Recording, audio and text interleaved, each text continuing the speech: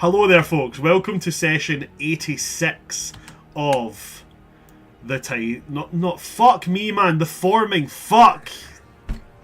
I was going so well. Everything was, the mic was working. Everything was there. It was great. It was perfect.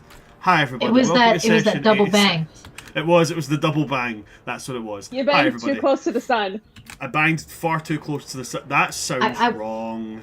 I want you to know, though, how perfectly timed it was, because you went bang, and then Meek Mill in my headphones went, woo!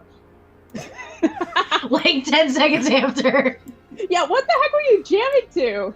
Dreams and Nightmares. What do you mean? We won. Sports ball. Oh, fucking...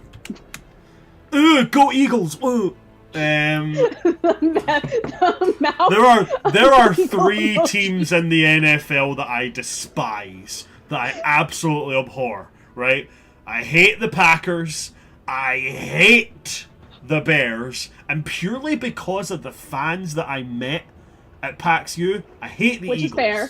Okay? The amount of eagle anyway, emojis that Birds. you put into the CHD Discord was ridiculous. Anyway, hi everybody, welcome to session 86 of the Forum, and I'm your DM of Doom, Son of Asgard, World Tree Quest here on Twitch and YouTube. And with me today we have got my lovely and amazing cast. We've got Patron of Chaos, we've got Just Harry, we've got Khadija Al Kubra, and we've got Ash Howard Music. And they're all looking fantastic. Look at them, it's great.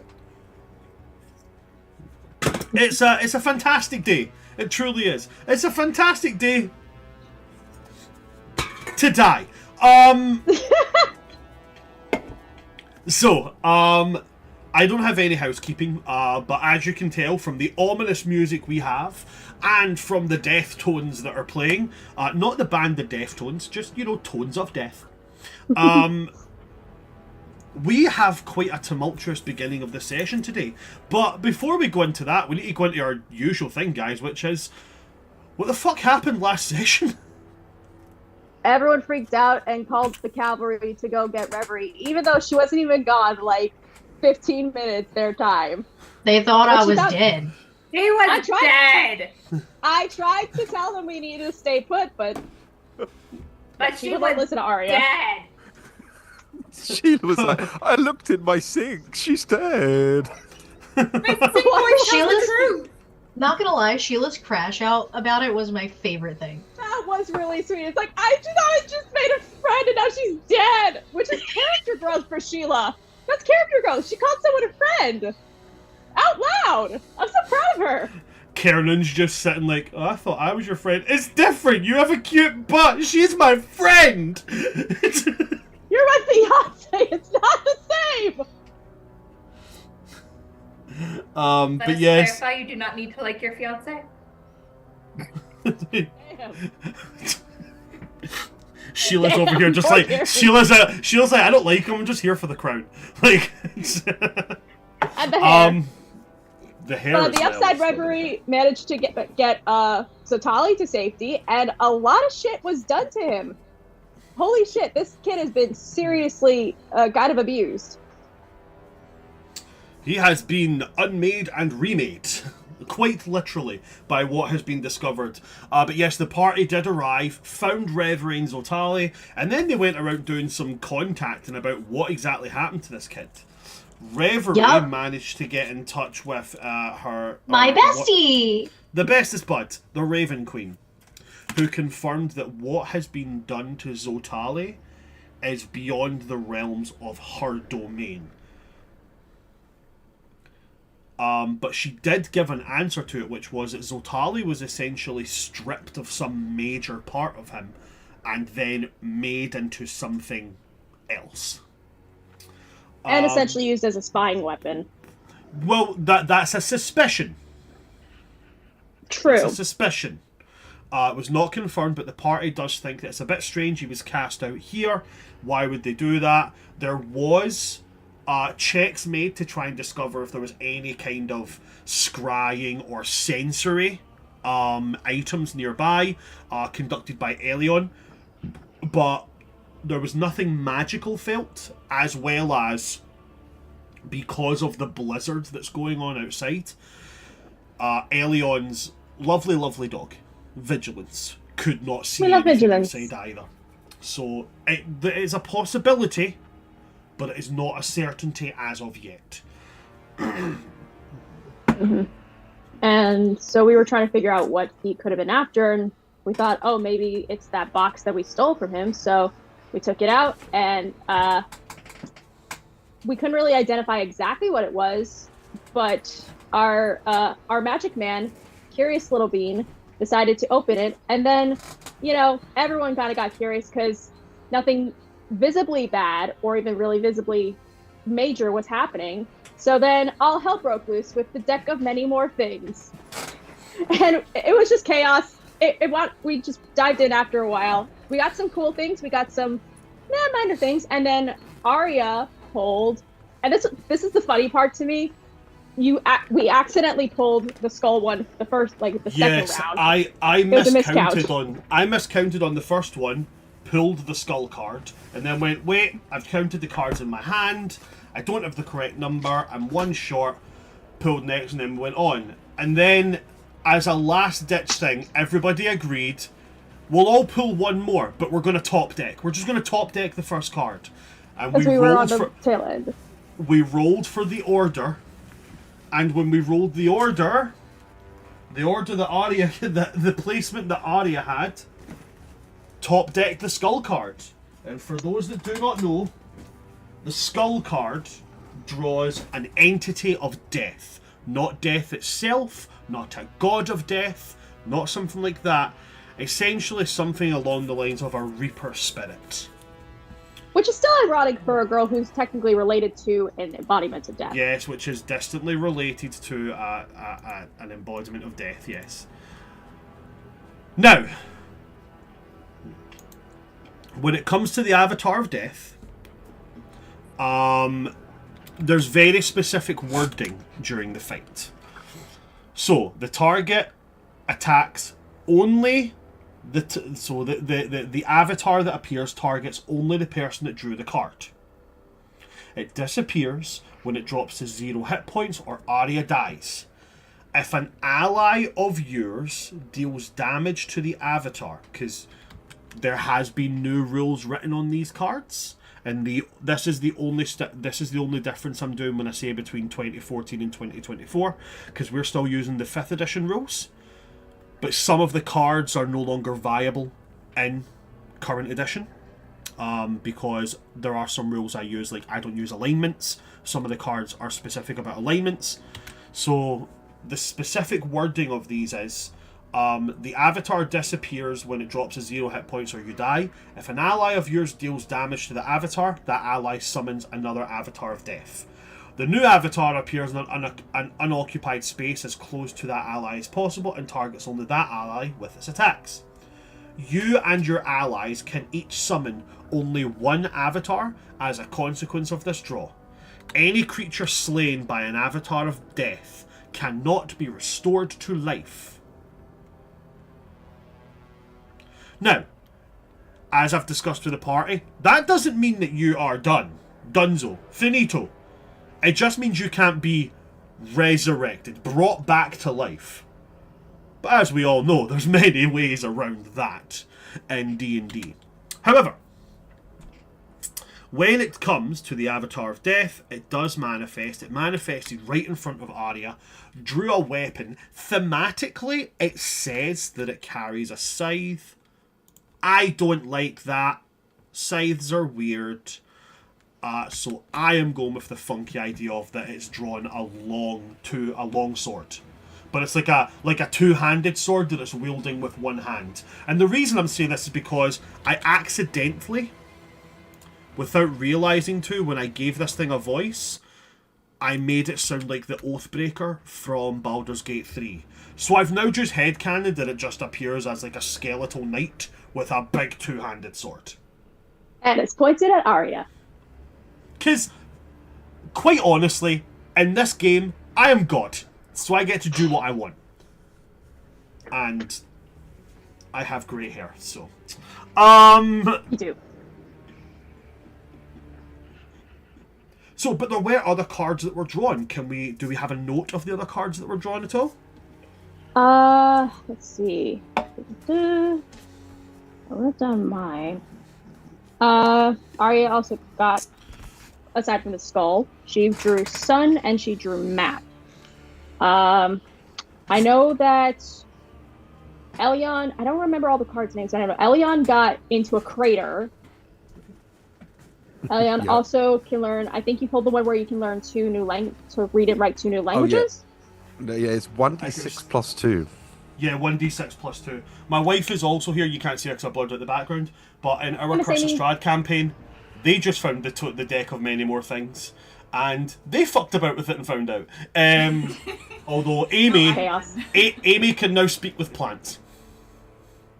That's pretty cool. As far as it goes, that's not bad. I'm Amy, I speak for the trees. We're about to fight the Avatar of Death. The very luckiest game that we've had thus far. Yeah. Very The lucky. the bard cleric against an Avatar of Death. But Yeah. let's see. Síla got a fancy ring. Kesselis lost his money and his he lost all possession thingies that weren't non-magical that he was carrying on him or something like that. Yes.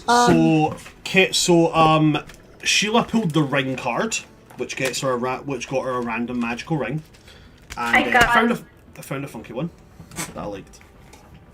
I also got Gate, and then I also got to add another 2 to my Gate's charisma. so cool. Yep. You only That's got really good handy shit for as your- well. That's pretty good.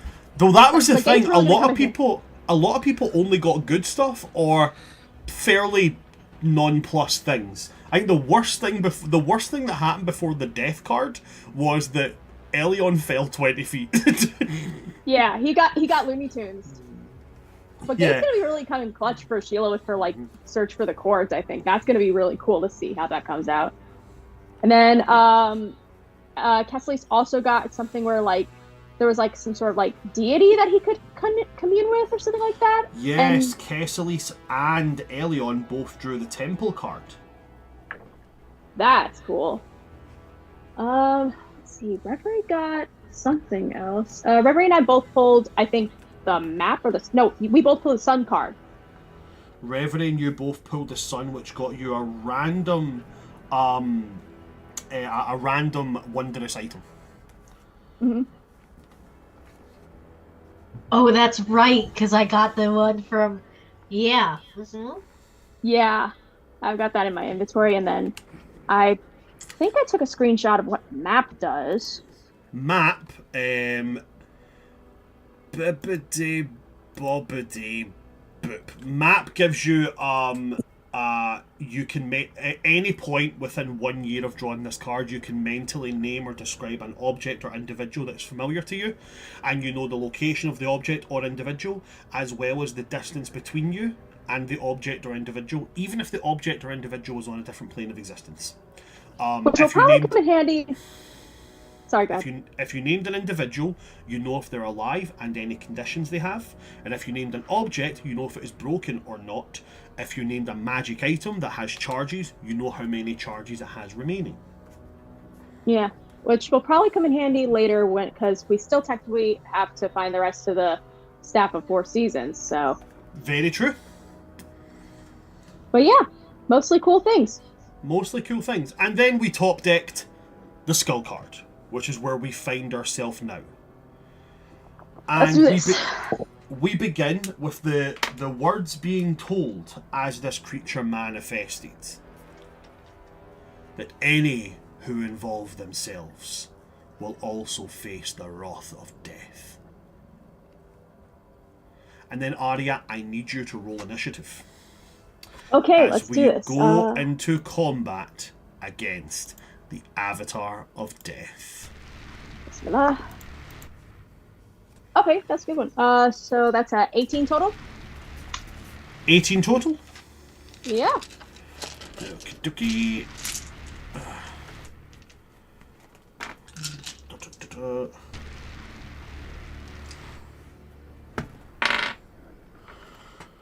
Okay. Aria, you will go first. That's surprising.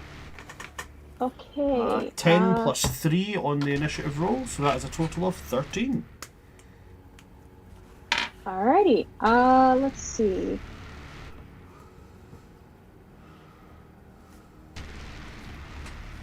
I think, let's see, that's action. Ow. First off, I think Aria is gonna try and quickly play a little tune, like very Fantasia's Sorcerer's Apprentice, cast Animate Performance. And Okay. let's see. I'll probably cast it on what? Do I have any weapons in my inventory that are non-magical? Just got that. I know Reverie still carries a bunch of weapons on her back, like a turtle with armory turtle. What's Reverie got right now? Reverie has on her person right now. She's got a quarterstaff, a scimitar, her fancy new warhammer. I'll probably go with I'll go with the scimitar, and I'll animate that. So that's my action. I'll use my bonus, not my bonus action. Well, I'll use my movement. What's the spacing between me and this avatar guy who's got a sword pointing on my face? Because I want to get out of range. I can't exactly use my wing boost because I know we're in the Lehman's tiny hut, so I can't exactly have a lot of flying space. I don't think Leoman's tiny hut actually summons a physical hut. I think it's like a small domed area, which is cozy and all that jazz. So I think you can fly out of it. Okay, but if I leave the dome, can I come back in? Is the thing. I'm just trying to think. Plus, Yes, if I leave it, I'll be out in the blizzard. Yes, if you leave the dome, you can come back in because I have to designate who can and cannot enter and exit. The only person who can't leave the dome is me, because if I leave it, it goes poof. Fair. But if I leave the dome, I will probably freeze to death, and I don't want to have to deal with snow blindness and cold on top of this, so I'll just stay within it has been confirmed that outside of it, anything outside of your immediate attack range will be disadvantage on perception checks unless you have some other way of seeing that doesn't involve just your eyes. Like, so if you had like tremor sense or echolocation or blind fighting, you might have a bit more leeway, but you got 5 feet of range before you're rolling at disadvantage for perception or ranged attacks. So I'm not going to risk going out of the dome. I'm just going to stay within the dome and just be light on my feet, not necessarily flying. So I'll just have to do the best I can. So I'll get out of range that I can without leaving the dome from this guy, and then I'll use my bonus action to have the scimitar make an attack. Okay, let me get my stats up for the animated object. So let me roll to hit.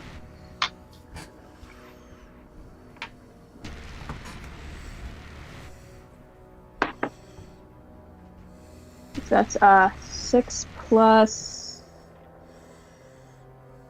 I always forget what. So what are you attacking with? Scimitar. Scimitar. With the animated performance. So that's dexterity. Okay, so that's +2. So 6. So that's just 8. Oh, hang on. Spell attack modifier. So. Right. So that's your charisma plus your proficiency.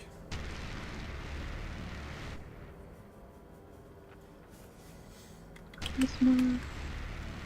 Okay, so that's +4 plus my proficiency bonus. So that's 8 plus 6. 14? A 14? Yeah. 14 does not hit. Alright. Okay, so for my free action, I'll just be very confused and anxiously saying, look, can we maybe talk about this? What did I do? He says, there are no talks. Death is not a debate. And then it will make its attack against you. Okay. Where's the D20? There it is, right there. I found it. It'll make it swipe you, so it draws this black blade and swings down at you with it. Fucking, of course, it bounces right into the ground.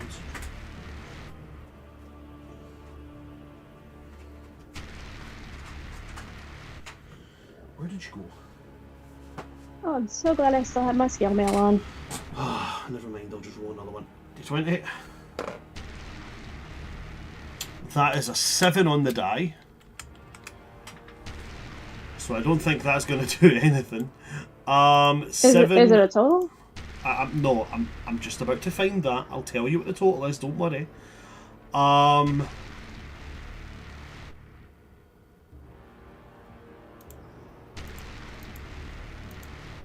Once it... What? It doesn't tell me what the modifier is on that. Give me just a moment. Mm-hmm.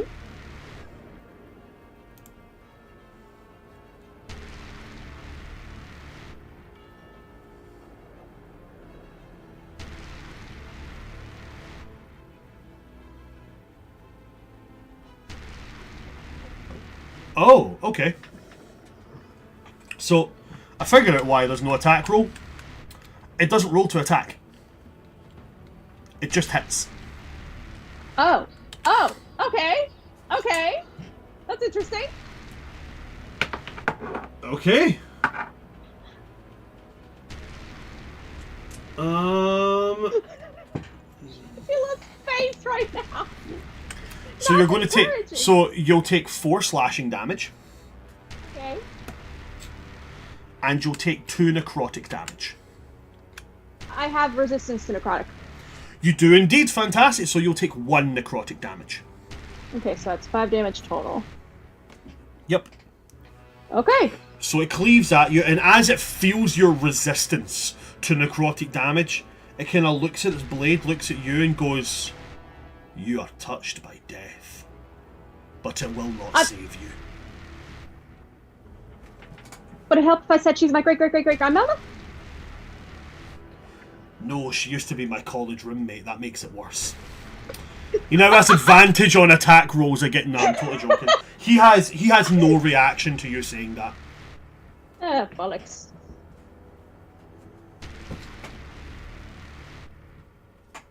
That is all he can do. Okay. So that goes to your turn.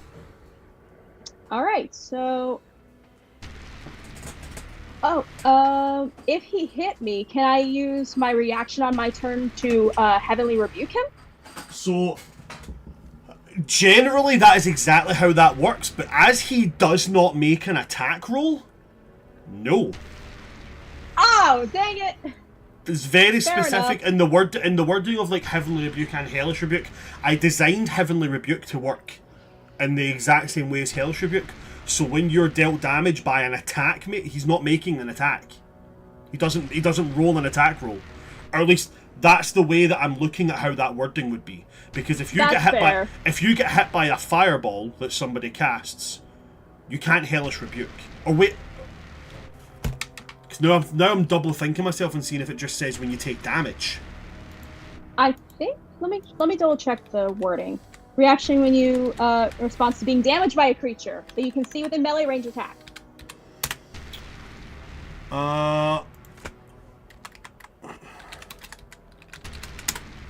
Let's see. Hellish rebuke. One reaction which takes something damage. It just says being damaged by a creature. You can heavenly rebuke. Okay, heavenly rebuke, second level. So, yep. Let's see. That is instantaneous. So it takes 2d10 radiant damage to knock back 10 feet on a failsave. Yep, that's on a failed save. On a successful save, it takes half the damage and it is not knocked back. Yep. Okay, let me get my d10. I always get the d10. Excuse me a moment, guys. I just have to go quickly attend to something. I'll roll the saving throw and then let you go on with that. Okay, so that's a 9 and a 3. So 9, 10, He has 11, to 12. roll the right. Okay, so the saving throw you need is a What's the saving throw? Dex? Dexterity 15. Okay, it does not succeed. It rolls a 14, so it will take the full damage of that, and it's knocked back 10 feet. Yep, by the avatar of my great-great-granddad. Okay, I'll be back in a moment, guys. Please excuse me. It sounds like the ringing of a church gong. Woo! Touched by death, but can do celestial magic. Baby. You know who else was touched by death? Patrick Mahomes. You're not gonna let it go, are you? Nope. Not a day in my life. You know, in like personality sections of like fill out forms, you're supposed to put more than "I'm an Eagles fan." No. I rep my city, and it reps me back. Your Alright? city steals traffic lights. I don't know if that's a good thing. We still. Alright. For those of you who do not know, after we won, we obviously took the streets. Our mayor, we Obviously.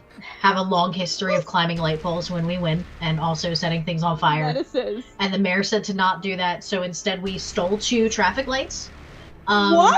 We may have also stolen horses and rode them through the city, and climbed the Ritz and chugged drinks on the top of the Ritz.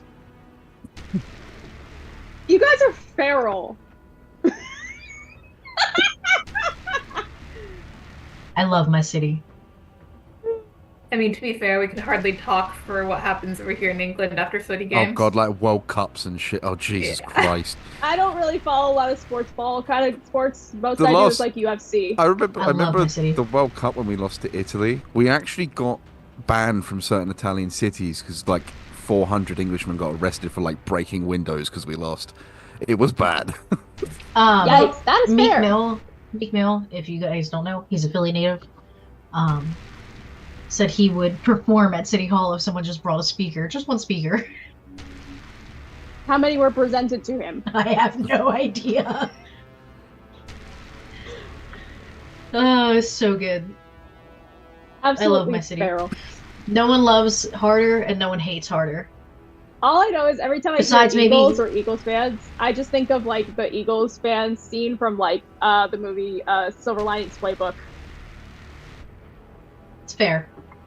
I don't say the fucking Eagles guy whose personal motto is Excelsior to a fucking Giants game. But you should. Just saying. I like take that off. I can't Take believe it how off long right it now. took you to see it. Take that off right now. Ouch, go wow. Yes. Take that off right now. No.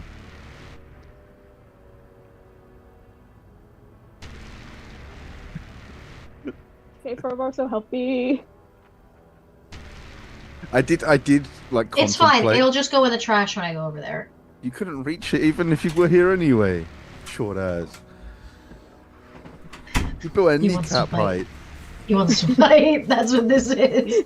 We're He's already in the feisty middle of one today. fight. I know. Sorry, gonna. No one loves just try to harder. Find that dice. No worries. No one loves harder. No one hates harder. Better you find it now than you step on it later. I know, right? It's also the fact I've been tidying up this room, so there's a bunch of stuff on the floor. I know that sounds like it makes no sense. I've been tidying up, so there's stuff on the floor, but it makes No, I perfect get listen, it. I get it. I get it. Makes perfect Yeah. You're sense. talking when about you some have ADHD. neurodivergence here. I think we get it. My whole room is tidy apart from one specific corner, which just have everything in it, Nothing in my room is waiting tidy. to be organised. Not a thing. Everything in my Fairly room is organised today. tidy.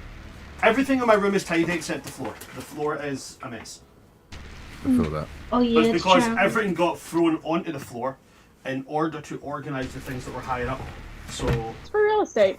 I get it. That's what happens whenever I, once every few months, reorganize and deeply dust my bookshelves. I can literally make a throne out of the number of books I have. my closest nightclub, or the nightclub that I enjoy going to most, they had like a big event and they got sponsored by Jägermeister. And they said to Jägermeister, you guarantee us that any time during this event we can get bottles delivered if we call you, and the amount of bottles we go through, we'll build something out of them. And I actually have a picture, I'll try and find it and send it to you, of me sitting on a Game of Thrones throne made out of Jägermeister bottles. That's a great profile with pic. like pyrotechnics on behind me and shit. It's... Oh, that's killer. I was the first person that got to sit on it because I know the owner. Nepotism, right. Nepos! That's exactly what it was. It was 100% nepotism, and I'm not even remotely sorry about it. Right, anyway, this avatar's gonna go. It's just the damage, right? It does take the damage. How much damage was it? I was 9 plus 3, so 12 total radiant damage, and it gets knocked back 10 knocked feet. back 10 feet. And that's my reaction. That is your reaction to taking damage. So after that, it does say, does it have any other thing? No, it can only do that. It can only sweep its scythe at you. Yeah. So then it sweeps its scythe at me, and then it's my turn again. Just trying to figure out the. Yep. So it used its action. I was about to say it made its attack, but it didn't attack. It used That's its why I was action. asking. You used your reaction against it. It can do nothing else. But as you hit it back, it will get up from it, open it, its eyes will light up again, and it will just heft its blade and it will move 5 feet forward. Basically moving itself back into melee range of you. It now goes to your turn. Okay, I'm gonna have my bonus action to be taking another whack with the scimitar. That's, Okay. 4 plus 4, so 8. Bismillah. Actually, I'll try and use my Bard Song dice. Bismillah.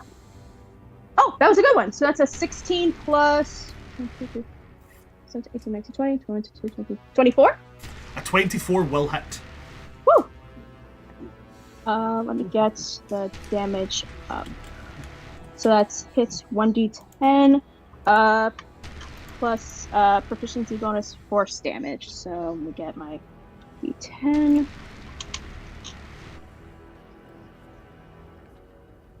Oh,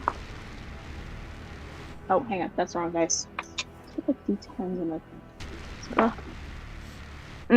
Okay, so that was just a 1 plus 4, so 5? 5 damage. 5 total damage.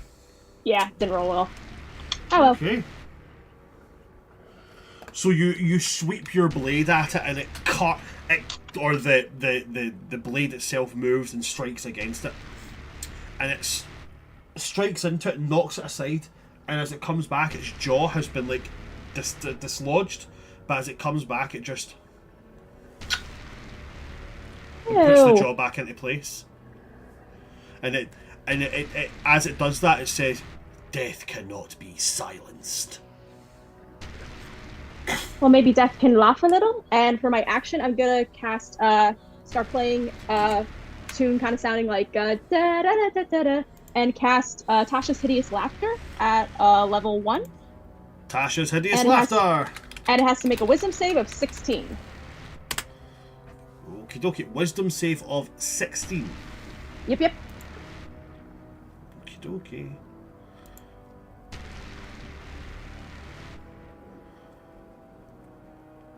Okay.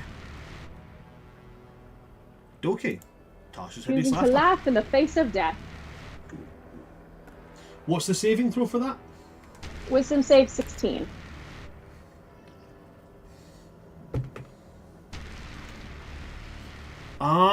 That's an 11 in total, which would be a fail. And Ooh. I'm just reading through things here. Tasha's Hideous Laughter. It falls prone and becomes incapacitated and is unable to stand up for the duration, which is 1 minute. And at the end of And each is of its laughing turns, the whole and time. each time it takes damage, the target can make another Wisdom saving throw. Okay, cool.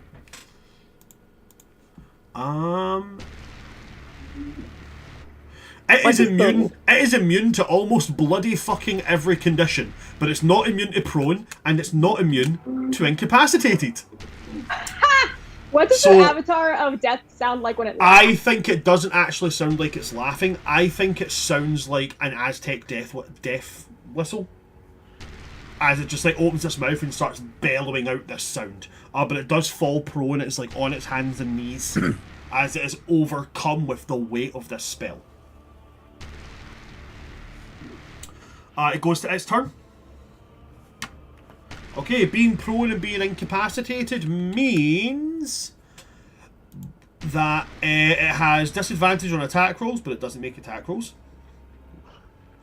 Incapacitated, it cannot take any action, bonus action, or reaction. Its concentration is broken, it cannot speak, and when it rolls initiative, it has disadvantage on the roll. Basically, it can't do anything except make the saving throw at the end of its turn. So, comes to its turn, can't do anything. At the end of its turn, DC 16. That's an 11 plus 3, so that's a 14. It still goes. Damn.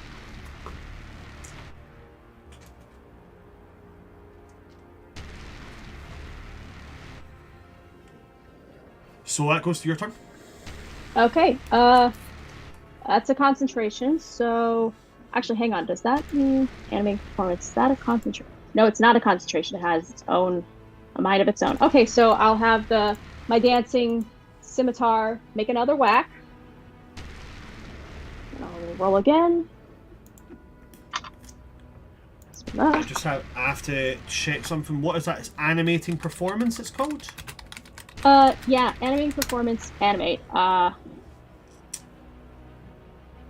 Works on non-magical items. Dancing item stat block. So it uses a stat block. Yep. Okay. So then that's my apologies, I didn't think on this. But if that uses a stat block, then that counts as a creature. That's an ally.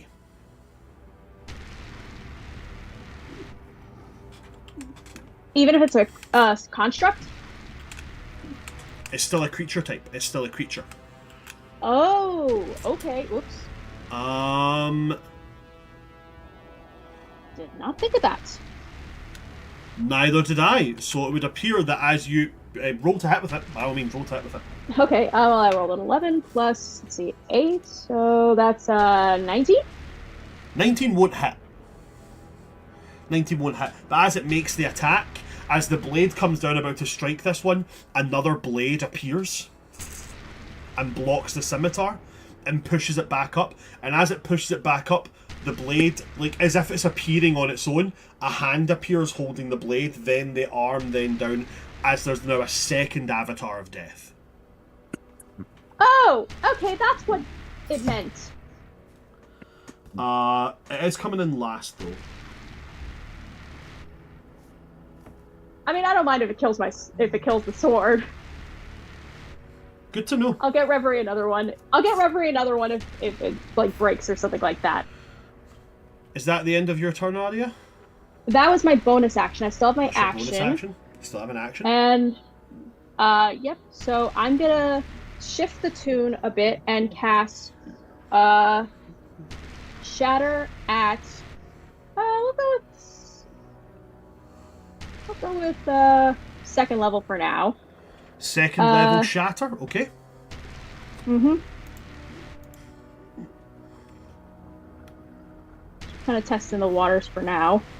Okay. So What's that makes saving throw you need for that? Constitution save of 16.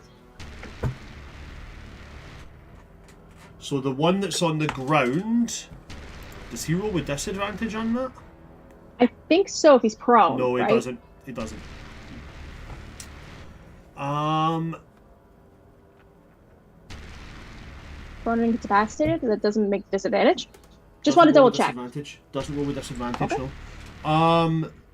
So it will still fail, and the second one also fails. Okay, so that's going to be, let's see, that's, I'm going to get the 3d8s. Where are my d8s? 6. What is the size of Shatter? Shatter has, let's see. Because you might have to range. position that so that it doesn't hit anybody else. It's like a 10-foot radius. 10-foot radius, and is it around you? A sudden loud ringing noise erupts from a point of your choice within range. From your choice, okay. So you would have to... So, yeah, so you can move it so it doesn't hit anybody else. Okay, cool. Mm-hmm. Yeah, no worries. Alright, so let me roll my d8s. Oh, okay, so that was 16, so that's 18 points of thunder damage. 18 points of thunder damage? Yep. Okay. So both of them will take the full extent of that. Is that everything for you, Aria? Still staying out of range. Aria knows that the talking is not going to help at her case at this point, so yeah, just that's it for me for now. When you say out of range, do you move away from them? Yeah, I'm gonna like move out of melee range again. Okay, cool. So if you move out of melee range again from them, one of them will get to attack you. Oh wait, no, it can't. It's on the ground. Can't take reactions. Never mind. The other one won't attack you because it's targeting your sword. Okay, cool. So after your turn, then it goes to the first avatar, who's still letting out this giant pitching wail. All he can do is make the wisdom saving throw. That's a 14 plus 3 for a total of 17. The wailing immediately stops and it jerks its head up towards you. That is the end of its turn, though. The second one just gets to do damage to your summoned item. Alrighty. So it deals 11 slashing damage. Give me a second. Let me pull back up bits. I've got the stat block for your dancing item here. 10 plus 5 times your bard level. And my bard level is 8. Okay, so 10 plus 40, so it's got 50 hit points. So he deals 11 slashing to it. The slashing is considered magical damage. Okay. And he deals 7 necrotic as well. So that's 18 damage total. Okie dokie.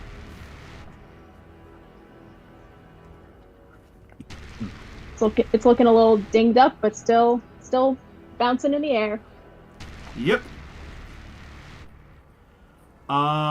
So that is a total of that. After that avatar's turn, it goes back to your turn, Aria. Okay. Let's see. It's death, not undead, right? You don't know its creature type. It is. Okay. You do specifically know its name is an avatar of death. Okay.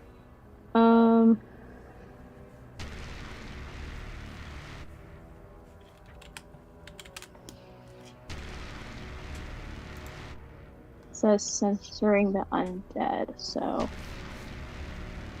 I already know well enough that death and undeath are not the same thing, so I probably won't try that. Let's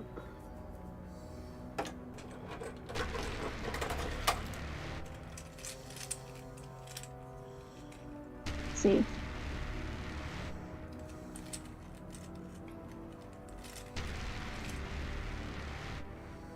Yeah, I'll just try another shatter on it. Let's go a little bit harder this time. Let's go at shatter level 4th level. Shatter at 4th level. I'll roll the saving throws needed for both of them.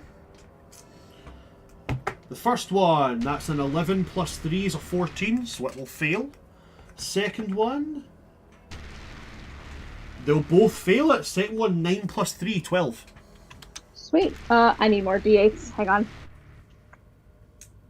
And that's at a higher level than 3rd, so I can get damage increased by 1d8 for each spot above 2nd level. Sweet. So that's 6d8 then. So you'll have an additional 2d8. Oh, 2d8. Gotcha. Okay. More d8s then. So every spell level above 2nd. So at 2nd you get how many?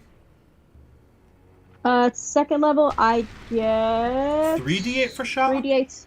Yeah. Okay, so in 3rd level you would get 4, and at 4th level you would get 5. Okay, 1, 2, 3. I have enough. 4. And 5. Okay, so that's 6, 12, 13, 14, 15, 16, 17, 18, 19, 20. 23. 23 points of damage to both? Yep. Okay. Aria, as this shatter goes off, the avatar of death that jerked its head up to look at you is shattered into ashes.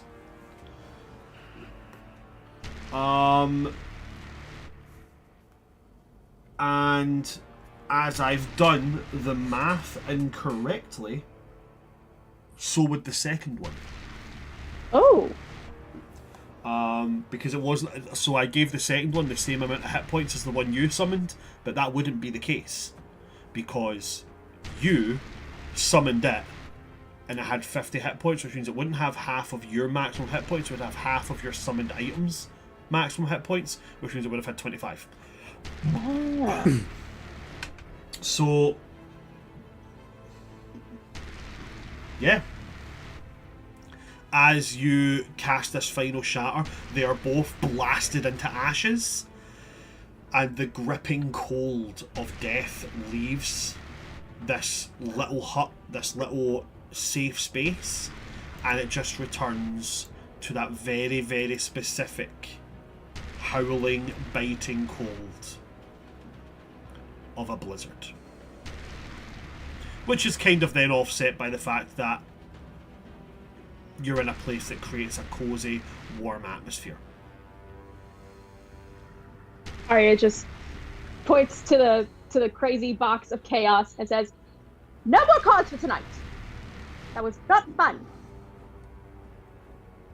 Don't want to push our luck. Please and thank you." I mean, I really like my ring. Yeah, I had I'm about fun. to fight another entity of death again. I mean, I like what I got too. I mean, I've got this neat fan. That's gonna be fun to identify later, but I mean, I don't want to discredit Mr. Death, but I think the hole did more damage than it did. I mean, that didn't seem that tough of a battle. true. You beat two I did of pretty them. good. Yeah, I did do pretty good. I think I'm getting better at this. I mean, like, kind of weighs out. Maybe got it's like hot one of those rock. things where, like, what it gives, you need to, like, equally fight for. Maybe, or maybe it's kind of like the cauldron, like the cauldron we drank from at Harmony Falls. Like sometimes you get something really, really neat, and sometimes you find someone and they're running away from some weird entity that you can't see, but they can. That's fucking with their mind. Mixed bag. Maybe. I got a hot rock. I got a jar to. I got a jar to.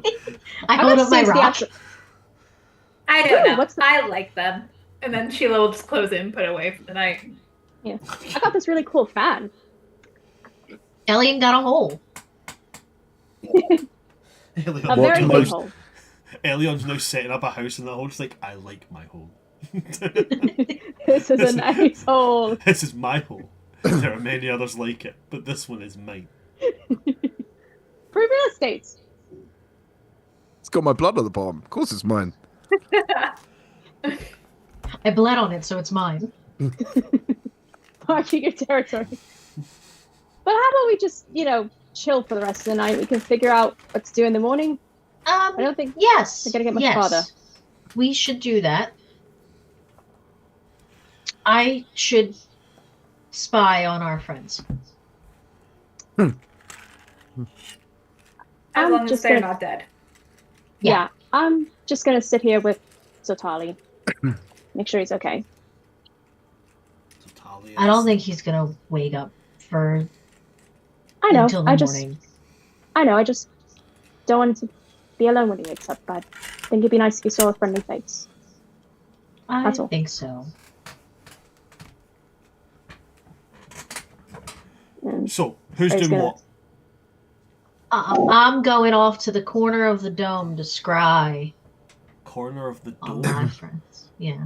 Corner of the dome. Of the circular dome. Yep. Yep.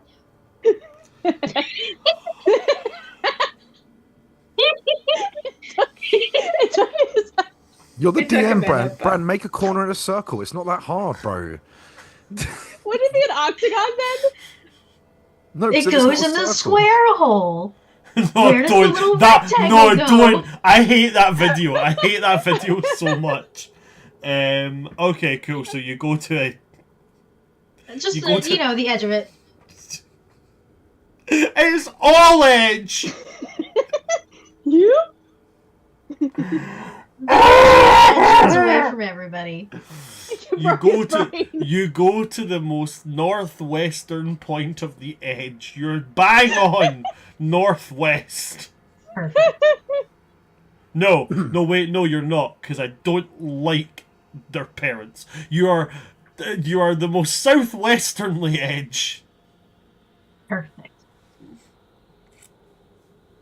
And I'm going to cast Scry. What or who or where or why are you scrying on? Well, everyone was so worried that there's something going on back at the human city. So I figured I would scry on my other friend, King Amun. You're scrying on King Amun. Yeah. Okay. If something's going down in the city, like, he's gonna be the first one to know. Very, very true. You scry on King Amun. I have to look up the effect of scry.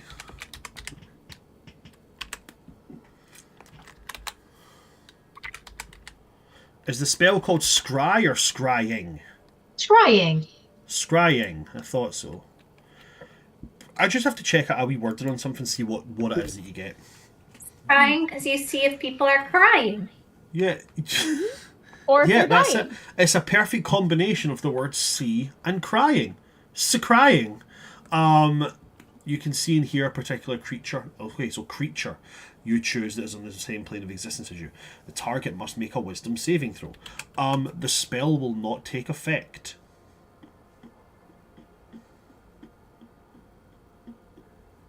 He's not Because a creature, you- he's a castle. Or is it humanoid? No, so humanoid is a type, right? Everything that's on your stat block, where, like, you know, humanoid, undead, whatever, they all come under the umbrella term creature. Okay, Creature is not a creature type. Okay, that's a little confusing, but good to know. To be specific, because nothing stops you from casting the spell. Uh-huh. Everything you do is correct, but essentially the way the magic feels to you as it reverberates back to you is that creature does not exist.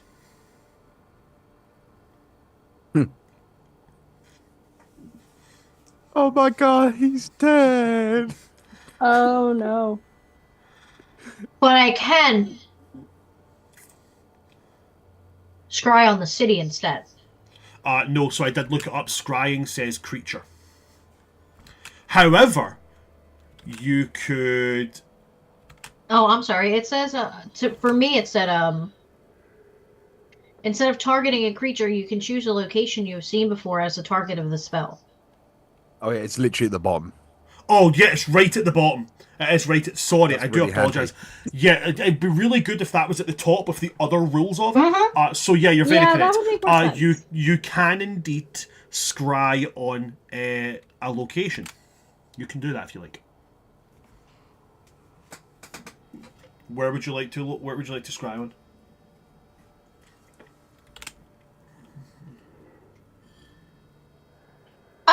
Let's start with the So- castle. It specifically does say you have to name a specific location because the sensor that appears cannot move. Okay. I will do like the castle gardens that are kind of like right when you walk in. Because if something's Okay. crazy going on, people are running in and out, that's going to be where I see stuff. So the sensor appears in the gardens. everything looks normal. It's by the time all this has went down. Actually, it's not that long since you've been here. So, where it's like the dead of night here, it is verging into, I'd say like close to midnight back there. You're not as far away as you would be if you were in like the autumn lands and such. There's maybe you're talking actually maybe further afield a bit. You're talking maybe 1-2 in the morning, somewhere in that little spot there. But there are still people outside tending the gardens and such. The kind of like the transfer from the late to the early shift. You know what I mean? So they're out there. You can see guards on the upper balcony of the palace and such, just kind of maneuvering around, looking, and then continuing their patrol. And nothing suspicious at all. Nothing suspicious from the location that you've named. Okay. Now that that's done, I'm just gonna continue to be nosy. Okay. And I'm gonna just cast a quick sending to Kiernan. Okay. Oh, hey. One, I'm alive. I don't know why you guys thought I was dead. Two, how nothing weird's going on over there, right?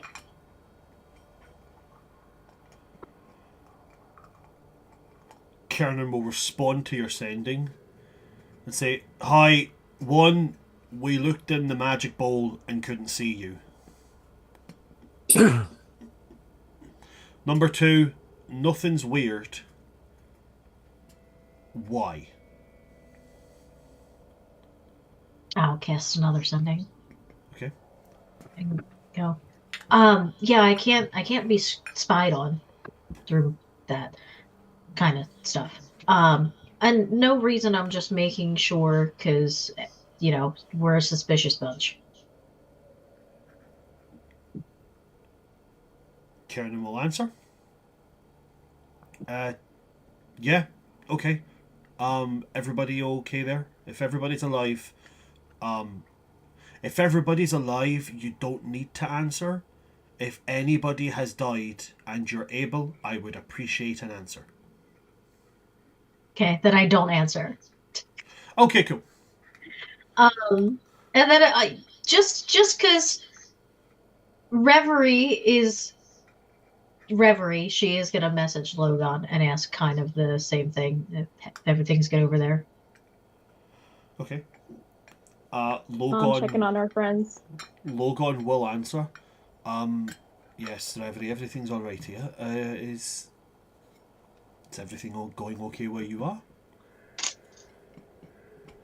I'll cast another sending. Go. Yeah, everything's good. I just wanted to check. And, I know everything just went down over there, so we're kind of in a sensitive state. All right. I can try and check in with Kiki if you like, and then maybe I can contact you back.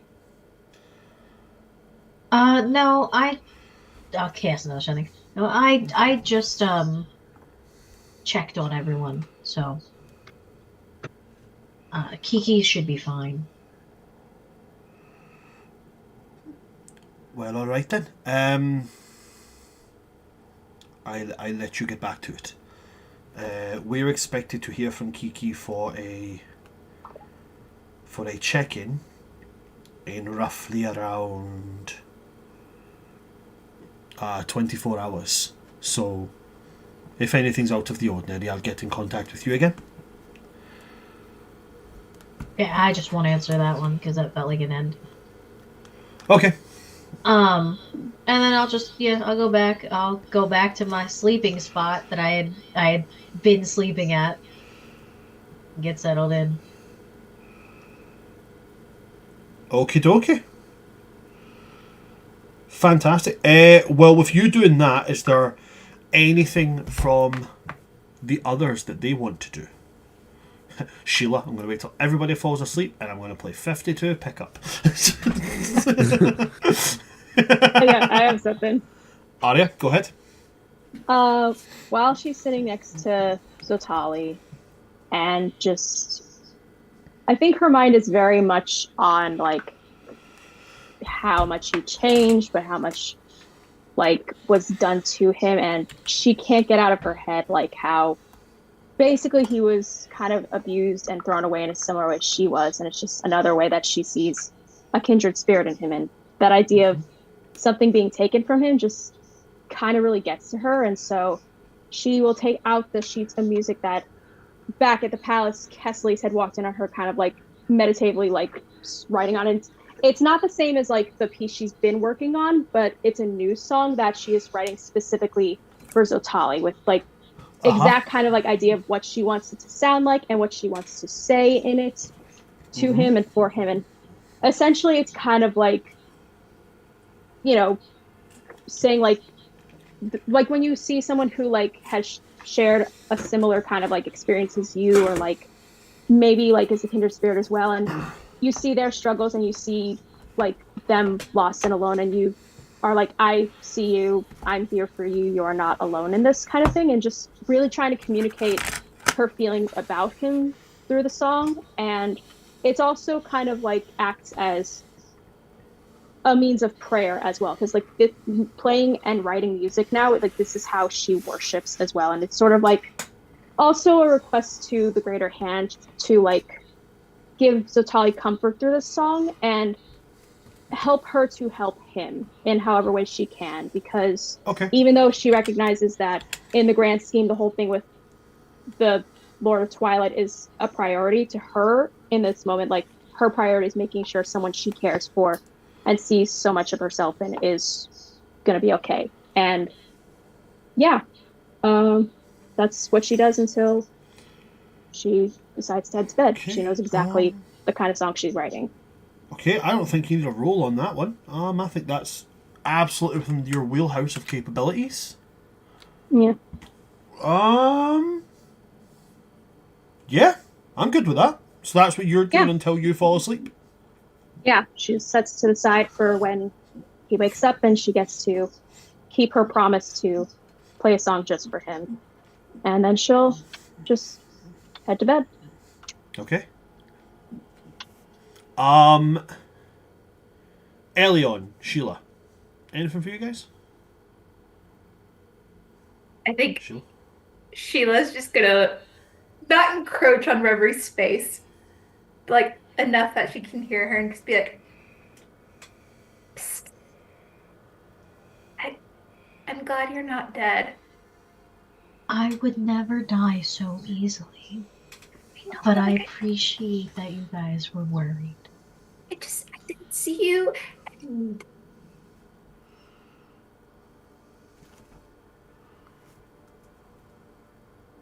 Reverie's gonna reach out and like squeeze Sheila's hand. I was just worried, okay? I appreciate that. It means a lot to me. I didn't like the idea of like leaving you guys for an extended length of time. You like maybe like try and tell all of us next time. I can try, but I mean the circumstances were kind of tough, and I knew that I couldn't be scryed on. So even if it was a safety issue, they wouldn't see me. They would just think he was alone. Okay, well maybe we should know all about each other's magic items moving forward, so we don't have another circumstance like this. Yeah, probably. Yeah. I got a hot rock. Is it gonna keep you warm tonight? I'm gonna move a little closer to Síla, just so that way she can start feeling that it's like 95 degrees around Reverie. Okay, this is handy. I like this. Hot rock. Hot rock. Don't tell Elian or Aria yet. Okay. Because the second they find out, they're gonna want to sleep as close to me as possible because they're from Summer. Yeah, we can keep this between us. I think it'll be funny. Like, let's just wait until like they're getting comfy and they lay down, and then I'm just gonna walk by them with a hot rock in my pocket. Elian might just get feelings. Might just think it's him. Elion's just been officially marked as the Gale/Anders of this group. Like, no matter what happens, yeah, I got feelings. Okay. He might, but like, I don't know. We'll find out. I'm gonna watch his face when you do that. Right. All right. So let's just wait for them. Okay, fine. Revery's still holding Sheila's hand this time. Gay. So very much so. Very gay. But we like the gay. The gay's always good. Mm-hmm. All They're from right. Autumn, of course it's gay. Wait, on that note. Sheila's gonna be like, Reverie, Yeah. I think you might be my first friend. I think you might be my best friend. You and Kiernan. And the powers from the Raven Queen drop. Never. You are on your Never. own She's now. on the list. She's in Revery's top 8 on MySpace. Oh my god, stop. Oh. God's above. Nice, even I caught that. Harry's over here like, what's MySpace? Yeah. Harry doesn't remember the days at MSN Messenger and you used to add people's names into your personal message and shit. All right. Oh Remember my AOL God. messaging? No, we had MSN. We didn't have AOL. Oh. The away statuses. To give you like Oh. an age comparison, my first phone was a BlackBerry. Oh.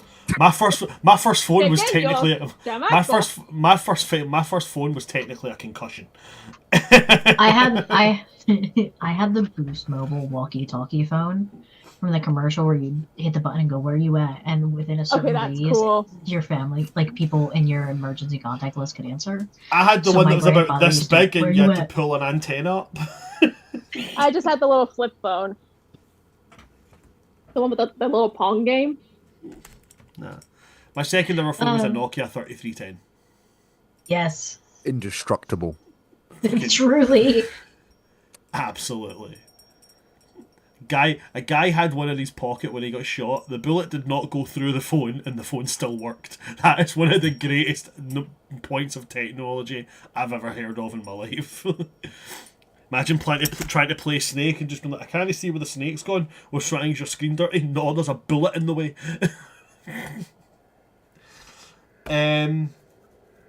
Okay, so Reverie confessed her feelings for Síla. Síla confessed them back. And they kissed. And then Character growth. Now kiss. Then they kissed. Listen, they're from Autumn. Have you seen one of their Primarchs? I'm gonna say right now, like, Autumn is incredibly gay. And we love that. Love it. Spring is also gay, but Spring is like it's not really gay because it's just normal for us. Like, that's just the way it's always been. Autumn's just like, I mean, polyamory is like the normal thing here in Autumn, but like, yeah, the gay is also here. And we're cool I with feel it. like Summer is the repressed gay. Winter's just like, we don't like people. They're the asexuals. They're the Absolutely. They're the what's the word I'm looking for? Repulsed asexuals. That's it. They have weddings of biological convenience. You're highly intelligent. I'm also highly intelligent. Let's have a highly intelligent child. They will be educated far from us, but we will know we've contributed to society. And Summer's just like, we also have the gay, but we're incredibly conservative gay. Or no homo for the toxic frat boy. Yes. Their gay anthem is absolutely, it's not gay if it's in a three-way. It's absolutely their anthem. But now that we've covered how gay all the seasons are, and in exactly what manner they are gay, let's move on. Elion, is there anything you want to do before settling down to sleep?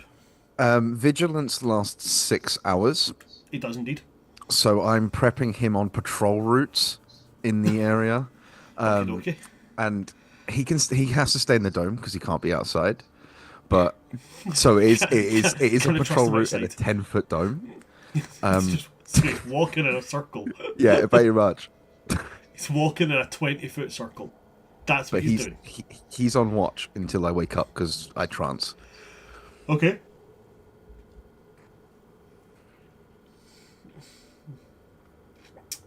I'm going to roll to see if it would. It's only fair. It is fair. It's only fair. Oh God. But hey, this is why he's got his name. You know. It's my vigilance. I no, completely understand. As he's patrolling, It's just dumb. Kesselis is going to approach you, Síla. He's just going to lightly tap you in the shoulder. I'm going to say, Síla, I was wondering if I might have a word. Yeah.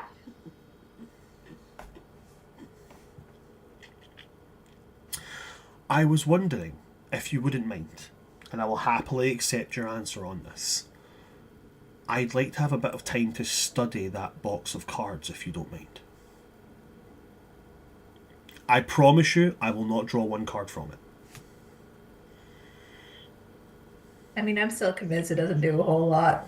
So, I mean, like, yeah. Go for it. Thank you very much.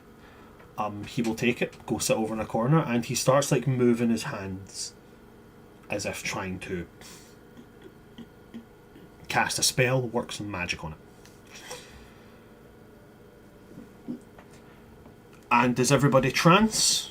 Well, apart from Aria, who actually sleeps. The second Aria and Elian are lay down and get comfy, Reveries gonna kind of squeeze Sheila's hand, and then get up with her hot rock in her pocket and walk like directly in between Aria and Elian, so that way the heat comes and goes with her. She like shivers like pleasantly and then like coldly, and also just like snuggles up to whatever warm body's next to her, which is probably Zotali. Like sounds so pleased and so disappointed in her sleep at the same time. Okay.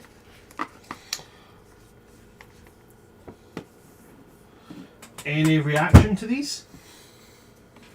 I mean, he'll give a probably visible reaction in terms of shivering, but there's like a recompose when he's crossed it. Is like In your sleep?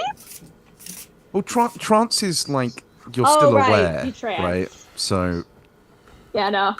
Sorry, not like you meditation. guys are unconscious asleep. It was like you're getting ready to fall asleep, so you're still conscious, Oh, okay. like right before. In that case, she just pops us like flump, flump. And then plops back next to Zotali.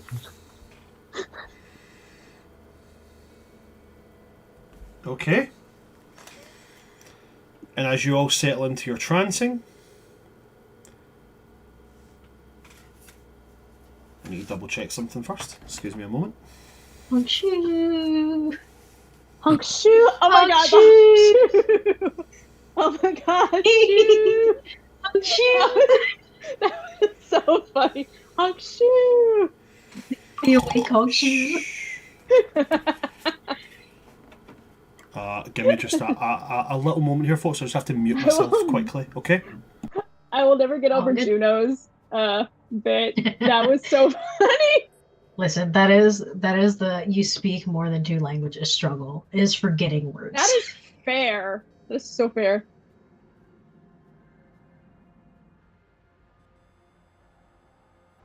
I can't hear you. he's testing because he said, "Can anybody hear?" Like he's testing it. But All right. I think as long as it's like We should probably retest when he turns on the mic again, just in case, because we know how like fucky wucky Zoom can be sometimes. Not Zoom. Twitch.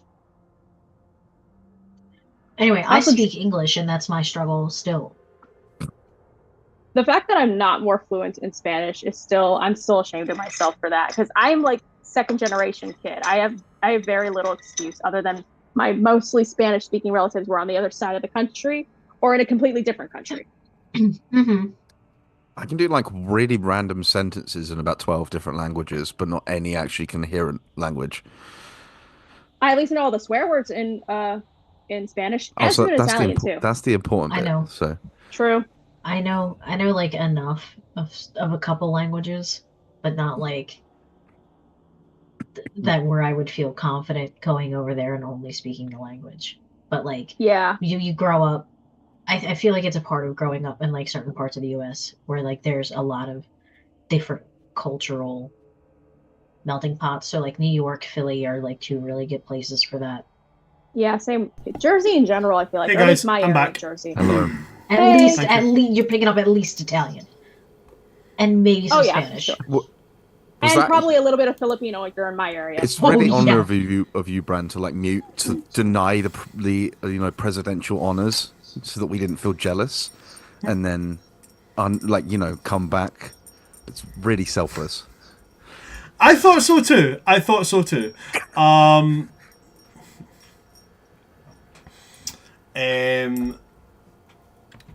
so the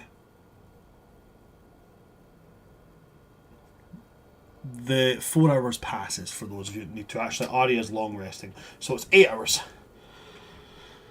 8 hours pass, or I suppose 4 hours, and then is there anything you guys want to do in those 4 hours?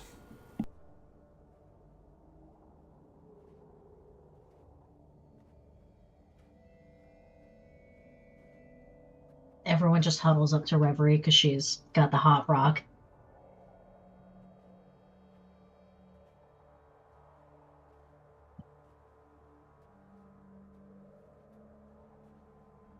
So everybody's just gathering next to Reverie because of the hot rock. As That's long it. as you sit in the middle, it's fine. We got As long as you sit in the middle, everything's okay. As long So as you annoying. sit in Every the time I middle, long rest. everything is okay. Sorry, every time I long rest, I have to reset my HP modifier to the max again. Oh yeah, so sometimes it happens. Sometimes you have to go in and do the override like a couple of times for the override to actually like work and It's not still have at to do that. 85. I don't know why. Yeah, I it's mean- still at 85. I don't know why that is. You can just set it up in the actual character editor, and then it doesn't because when you do the long rest, it overrides it and then it will reset it. Whereas if you just put your maximum value in the editor, it keeps it. Like in where I'm you trying manage to when you manage your manage hit HP. points. Yeah, I've got the rolled HP and like the HP modifier at 90, override at 90. I don't know why it's still turning it 85 out of 90, but Oh well. Who knows? I'll fix it later. So nobody's doing anything in between the 4 hours of you guys getting up and then Aria waking up. Well, I'm still asleep because there I you go. too also need to long rest. Oh Yeah, yes, Síla so you Rex do. is I keep here. I just always assume that Reverie's just a cut above every normal mere mortal. To be fair, Uh, if it's just me and Sheila, I do have something. Oh, okay, cool. Well, to be fair, if it's just us, I have something as well. So there you go. Oh, there we go. probably the same It's thing. just the Go first, core though. tier ones. Before you do that, Horseshoe. before you do that, Horseshoe. Kesselis is going to come up to you, Sheila, and he's going to hand you back the box. He's going to say, "Thank you. I really do appreciate it. I learned quite a lot, actually. Gained quite a lot of information from that." Does it actually do something? It does. It does. I've got a fairly intrinsic knowledge of how everything about it works. Is it like an Irma thing? No, it's luck. It's pure chance. In fact, the cards that we drew beforehand do something.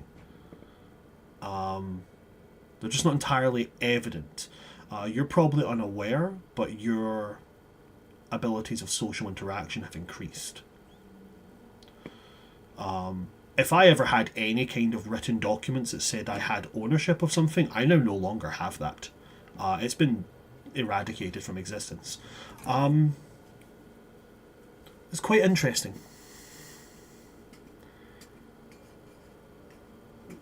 But yep, it's all down to luck. And any card that you've already drawn, it's back in there. So there will always be 66 cards in there, except for a few exemptions. But yes, thank you very much. And as I said, I didn't draw a single card. I mean, I wouldn't have judged if you had, don't worry. Oh, good, because I drew 2. And then he's going to step away.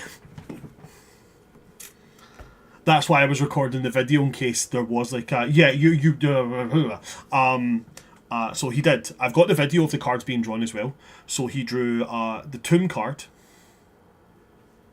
Which and then is? he drew the tomb card says that at any point after a year of drawing this card, he gets to cast True Resurrection for free. And then I also drew the tower card, and the tower card lets you draw 2 cards more than what you were meant to, but you have to pick one of them to keep. The other one goes back into the deck. And he drew Cavern and Lance. Lance didn't really do That's not too anything. bad. Lance increases all of your stats by 1 to a maximum of 20. But the only stat he really cares about is intelligence, and because of the last time he pulled it, his intelligence is currently sitting at 22. So he can't use, so Lance was of no need. But Cavern gives him a climbing speed equal to his walking speed, and he can also climb without using his hands, so he can just walk on walls and ceilings now. Permanent spider climb, which is That's very cool. cool. That's cool. So yeah, that's what he pulled. I did it on video as well. Although there is 2 videos because I didn't know what tower did, and I was like, I'll find out later, and I went, well, that's the cards, and then I went and looked at tower and went, oh, I need to draw more cards. So yeah, drew tower. And the reason I did that is because it's part of him. He cast legend lore on it at first. Oh, I love that spell. So legend lore gives you every bit of information about it, which means that he now knows what every single card does.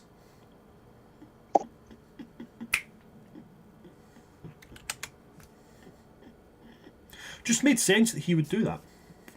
Yeah. So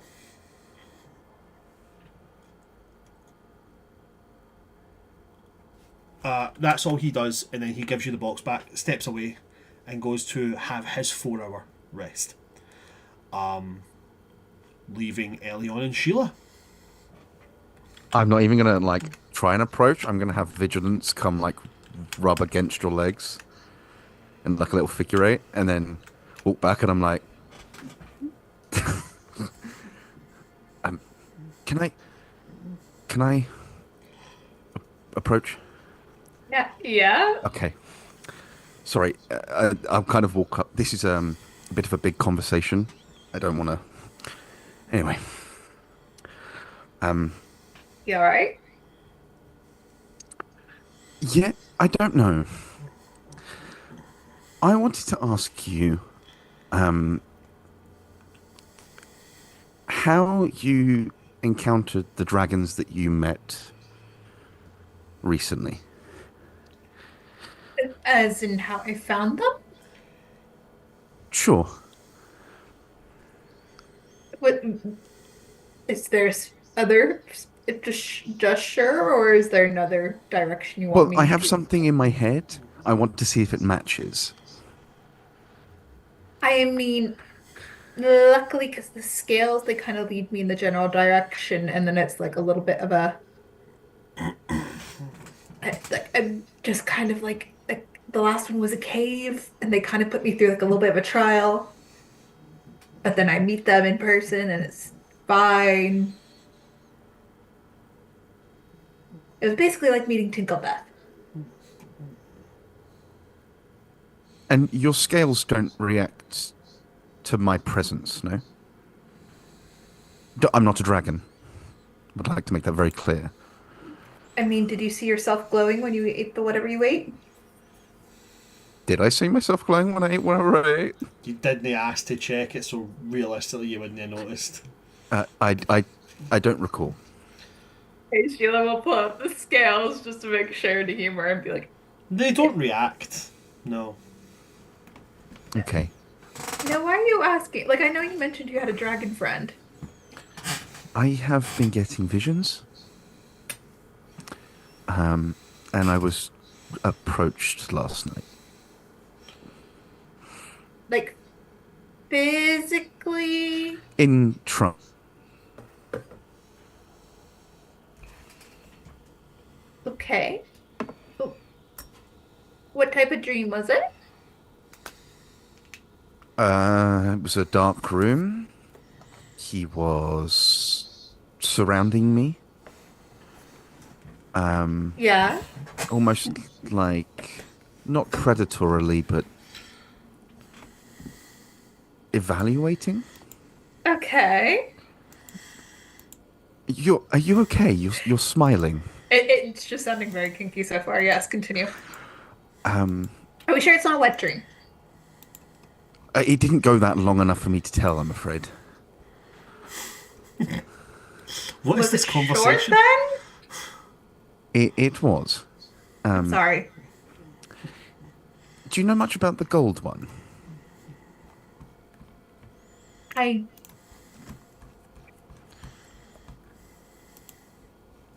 I remember when we learnt about them, he is the embodiment of soul. I'm afraid that is one of the very blind spots in my lore. I kind of have a vague knowledge of each type, but I'm afraid I don't know much more than they exist. He spoke to me with familiarity. Mentioned that I was in a city of dragon killers and that I must, if I recall correctly, pick a side. Interesting. Okay. Did he talk to any more about like what those sides were, apart from potentially choosing dragon killer or no dragon killer? Well, I think it was people he doesn't like or him. But he, in the visions I've seen of him before, very cryptic, maybe a second or two, I saw him with my father's helmet. And recently he told me that if I pick him, I will know what happened to him. But I am prone to distrust. And Okay. you are the only person I know with experience talking to dragons. So I was going to come to you anyways, because I had a very interesting meeting with Rasputin. Not Rasputin, The creepy priest. creepy priest. Mm. Yes, that. That is in fact his name. His name is High Priest the Creepy Priest. That is Rasputin. Rasputin, but not Rasputin. His name is High Priest Ra Ra.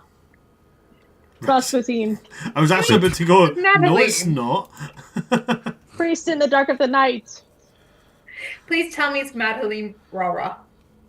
It's Madeline, yes. Yes, but is his last name Rara? It is now. Sure. Madeline Rara. See, it rolls off the tongue. R-A-H, R-A-H. I used to have such Ra hope. Ra, Madeline. I used to have such hope in my heart. I used to enjoy my time. I used Hey, to- once we realise, Rara, Madeline, lover of the Spring Queen. I think Kesselise is going to draw 60 cards. Please no, please no. Just end it all. Great, take them, it's fine. Knowing Kesselice's luck, he'd draw 60 cards and get everything except death, Don John, Void. He'd get all the good ones and just be sitting like, oh, what the fuck? Most overpowered Just like, NPC. well, I am of godly power now. Fish or death. So Kesley's absolutely the person that would get godly power and still choose to try and push somebody off a building. Like, absolutely 100%. Keep Sorry, Sheila, go knocking ahead. water glass off me. So I met with Creepy Priest Guy. Interestingly, there is apparently a prophecy that they need to basically help out the Dragon of the Void, which I had never heard of before, and it's definitely not part of the kind of dragon set that I align myself with. And apparently, if they are able to kind of resurrect him type vibes, apparently he's going to make the world the way it should be, and it's going to be perfect. But, like, who knows what that is. Mm-hmm. I was going to actually see, because I can't communicate with my dragons, / when I meet them in person, they hardly want to talk to me anyways. If you have this connection, if you could ask about the Dragon of the Void and suss that out a bit, because is it good? Is it bad? Should I help them? I'm assuming not. Unless your full dragon's the Dragon of the Void. And then it's just going to be awkward. Well, he was rather shiny. So I don't know if void is the correct aspect, but Could be like a misleading mirage if you've only seen him like in your visions, though. Maybe he's like portraying himself to be a Wade in a different way. I mean, I can. Would you like to sit with me while I ask? Sure. You don't have to like sit with me. You can sit with vigilance if that makes you feel more comfortable. It's fine. I think we're at that level. It's all right. I can sit next to you. Okay, perfect. That's a brave step. I mean, we've traveled together this long. I will sit cross-legged in the snow. Right. And I will. I'm not gonna like say anything out loud, but I will basically will for him to come. Put out the idea that you want to talk. Yeah. Okay. So you sit down, and you send out this, not invitation, but more just like note. A note of willingness, openness to speak. Hmm.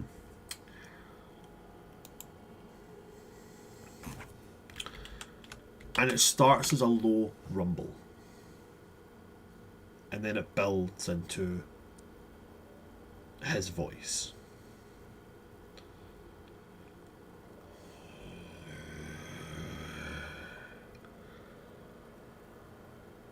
Are you prepared to make your choice? No. But I do unfortunately have questions. When one enters a contract, there must be stipulations on the details, no?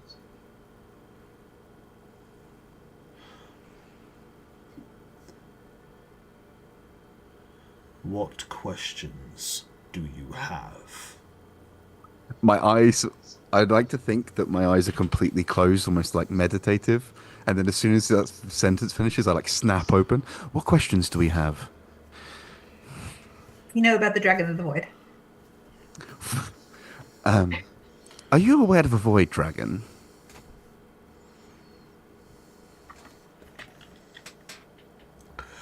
I know of no draconic entity that dwells within a void. There are dragons that exist within the astral sea, but I do not acknowledge or know of any who exist beyond its stretch. Kind of come back. So he acknowledges that there are dragons in the astral sea, but none of them claim the void as their home. Also, what the fuck is the astral sea? So, like, if a group is trying to resurrect this dragon of the void, then, considering he would probably be against it, considering he's part of the dragons of creation. Hypothetically. I mean, if this thing is actually a dragon, I suppose. What if what he means by that is it's not? Okay, maybe phrase it this way. He said that you had to choose a side in the city that we were in. It seems oddly coincidental that in that city, I was then asked to resurrect Dragon of the Void, and I had to choose that. And that seems to be a side. Mm-hmm. So maybe get clarity on what sides he's talking about and if that's part of it. Okay. Back to the dragon. Okay. When you specified enemies or sides, could you be more specific?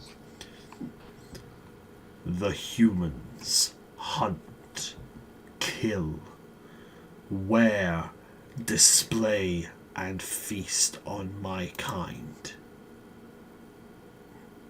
They must pay. Right, but I'm not going to kill an entire civilization. Most of them haven't done anything wrong. They actively take part in the desecration of my kind. Just because they do not swing the blade themselves does not paint them in better light. They must return everything they took, everything they've made, or they burn.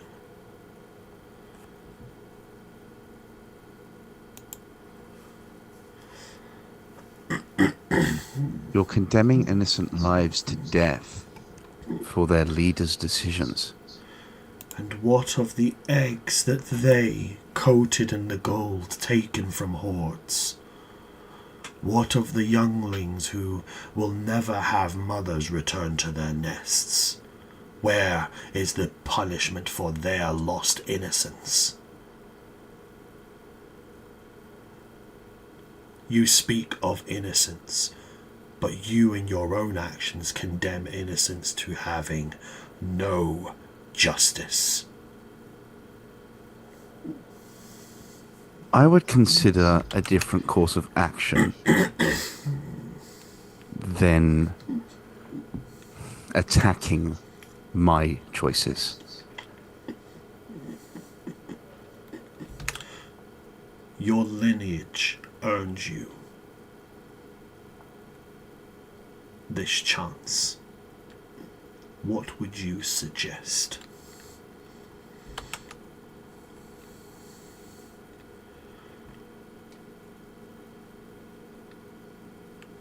Come back to Síla. So he's pissed. I think justifiably, he doesn't condemn any cult or group as you're describing, but the humans themselves for their pursuit of his kind. He, and I quote, wants to see them punished and burnt. I told him I wasn't fond of the idea of killing an entire village of mostly innocent people, and he is unfortunately standing on business. No, so to be specific on what he said there, when he said your lineage has earned you this chance, he's saying to you, because of your lineage, he's willing to hear what you have as an alternative. To be very clear on what he meant by that. Okay, I understand. So I'll add on. But he is willing to hear my course of action if we can come up with a better one, and you are far smarter than me. I mean, that's debatable. Okay. Did he list kind of like demands in particular that he's really concerned about? Anything draconic needs to be gone, burned, returned. Hunting them needs to stop, I'd assume, that kind of thing. Okay. Right. That's A big gonna ask. require us completely change all of their cultural values and what they hold dear to their society. Yeah, easy. Like, I know I'm really convincing, but even that... I mean, we could just burn them all. That does seem easier. We can't just burn them all. That sounds easier though. We cannot just burn them all. When he's Now you're okay with people not being burned. Yep.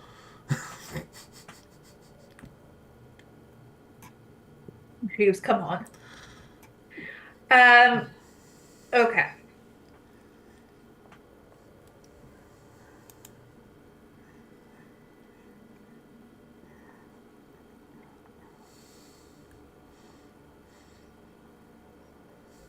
Bran, Yeah. do I know of any other large mountain ranges that aren't by the desert?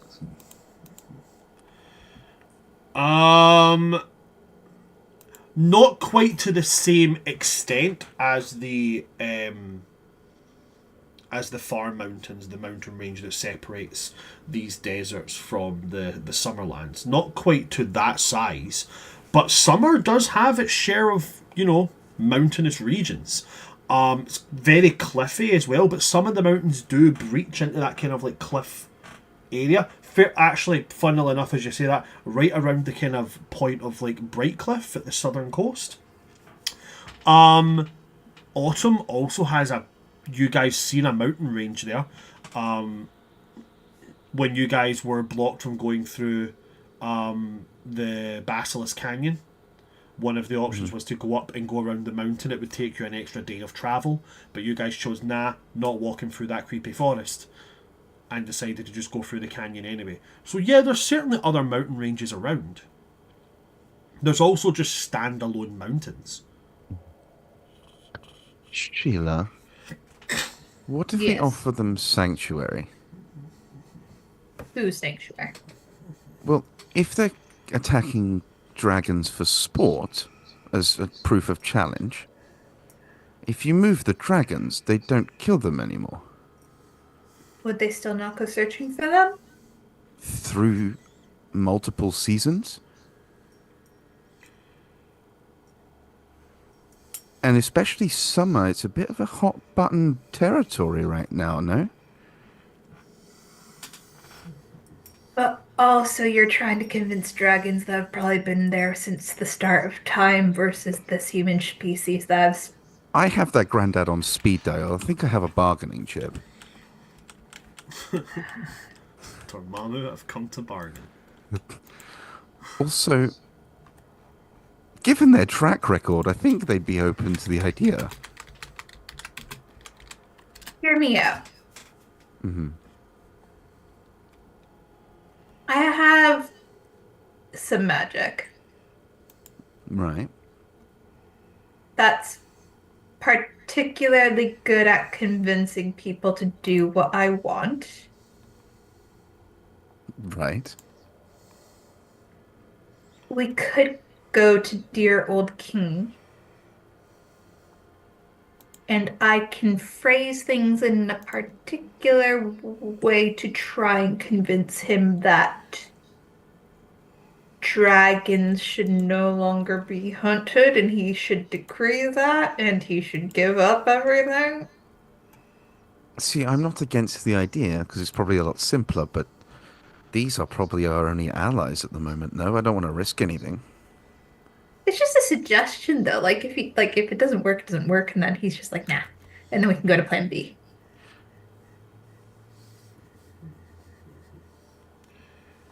Okay, let me confer with Goldie. Okay, because I do have a more dramatic plan, but it's gonna probably be less likely to occur. Okay.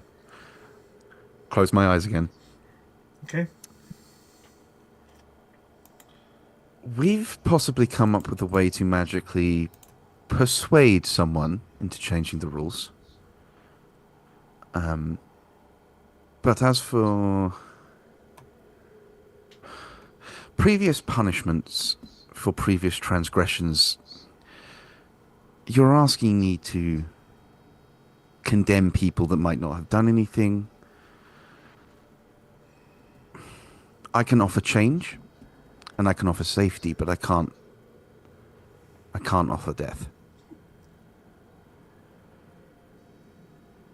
How can you ensure safety? How can you guarantee safety? Because the southern mountain ranges in summer are in a land where there isn't a cultural interest in hunting your kind. In a land where we're afraid of griffins, let alone dragons. And in a land where your power will actually be respected instead of sought as challenge.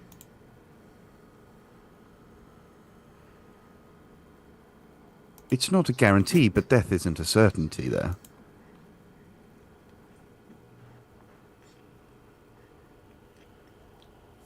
Roll me a persuasion check.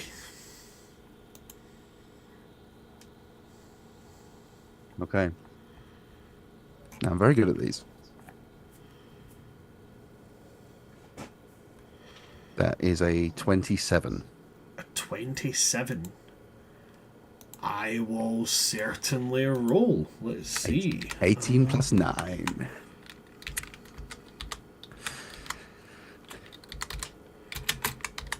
Metallic Great Worm. No. How dare you? There we go, found it. Found the stat block. Found it, guys. Found it, it's okay. Yeah. Gold Great Worm. What was it, 27 you said? Yes, sir. 27. Oh, okay. So his is the opposite.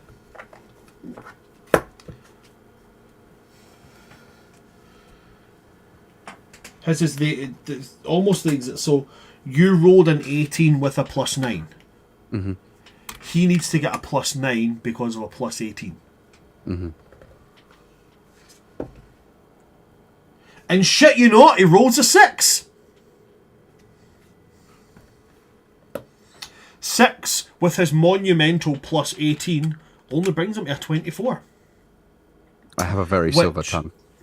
Which, in my head, because it's just a persuasion check, there's no need to uphold to it if it's against his personality. He did say he's open to hearing you. So with that roll, what I'm going to say is he definitely will consider it. He will definitely... I always use like persuasion checks unless it's like part of like a spell or part of like a debating thing kind of thing. I always use them as like a roll against it. If you fail the roll, you know you're considering it. If you succeed, outright opposed to it. But as you send this thought over, and I am familiar with the mountains you speak of. I reside close by. I know them to be safe.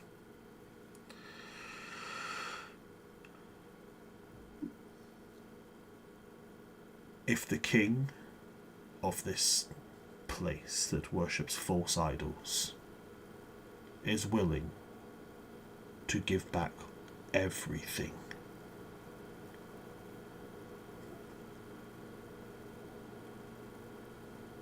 then I will inform all dragons in the area and all descendants of dragons in the area to leave. Any who do not,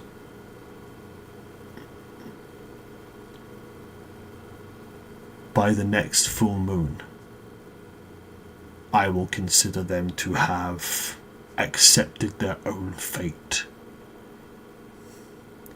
Does this sound agreeable to you? I mean, difficult, sure, but better than death. Then I will accept you as my emissary, and you will take it to their king. He speaks with a very authoritative voice. He doesn't like, oh, well, would you mind going and take this to the king for me? He's like, no, okay, so I'm now telling you, you're going to do that. Okay? You're going to go and take that then.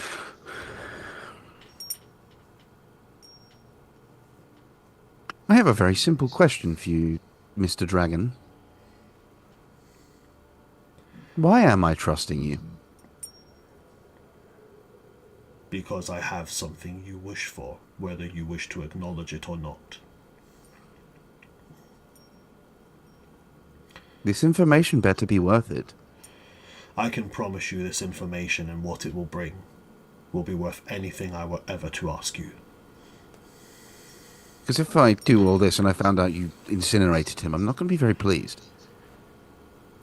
There's a rumbling in your head that definitely has notes of anger. I am bound by oaths,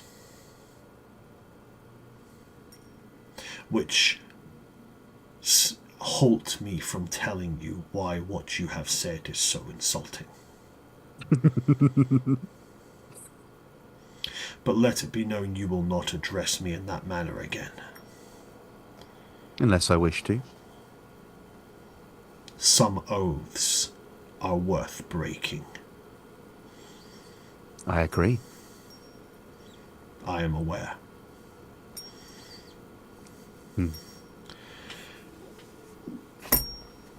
Then he stops. There is no longer his presence in your mind. I think I like him, Síla. He's a good egg. He's so dreamy. I think I like him. Okay, so you left things on a good note, so like I can meet him and talk to him about like my thing, right? You left it on a good note? So he actually had a business call. So he's devising a message to all the dragons in the area, because he has told me, not asked, because that would be too below him. He has told me that I must go to the king of the human lands and tell him to return everything in his treasury that's dragon related, and then they will leave in peace. And then I may or may not have gotten on his bad side by accident. And he kind of insulted me and then decided he didn't want to put up with my shit. I'm sorry. See, Elion, this is why we don't let you make jokes. Okay, well, okay. Can you at least put in a good word for me if this whole plan works out? I did kind of get something for you.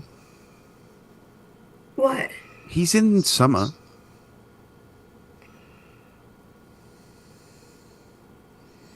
Okay. He's in the southern mountains near Brightcliff, where me and Aria need to go anyway. Okay.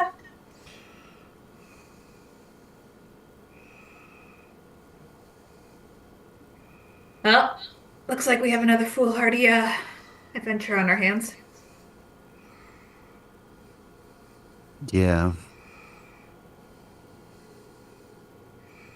Right, do you want to try and stack things up on Reverie before she wakes up to see how long it takes for her? Is this one of those things where we do a prank and I think it's bonding time, and then you tell her that I did it and you get off scot-free, and then I get in the shit with someone that I'm trying to build a rapport with? Maybe. Are you down? Fine. Okay. Oh, Kieran, you can't eat that.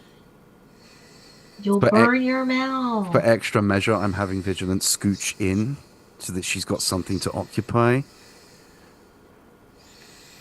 They just begin stacking random things on top of Reverie.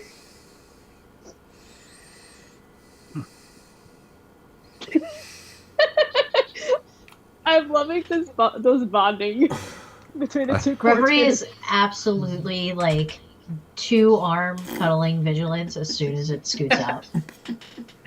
And Vigilance is bigger Ve- than you are. She's Vegi- bigger. She's got a Vegi- puppy. He's made of rock! No, he's not. We've established that he's actual fuzzy. No, we didn't establish that. We established Yes, that he is a black mastiff. Yeah. He is a I could have statue. sworn we established that, like, when he comes to life, like, he's actual doggo. Floofy. I remember when we were in the caves with, I know you said he was like a Matilda. Mabari hound, but we never established whether he was rock or physical. I could have sworn we did, because I got excited about floof scritches. He's still a construct when he comes into existence. So by that logic, I think, like, if you summon a creature that is a beast, it is called a beast. If you summon Doesn't an matter. elemental, right? Either She's way. handling it no matter I'm what. from Autumn. Yeah. You think a rock matters? I'm from Autumn. Headcanon, autumn folk have pet rocks. Considering the fact that autumn shares their home with like earth elementals, they could be valid pets. There we They're go. just like, I have a pet rock. Oh my god, really? You have a pet rock? And it's just a bullet.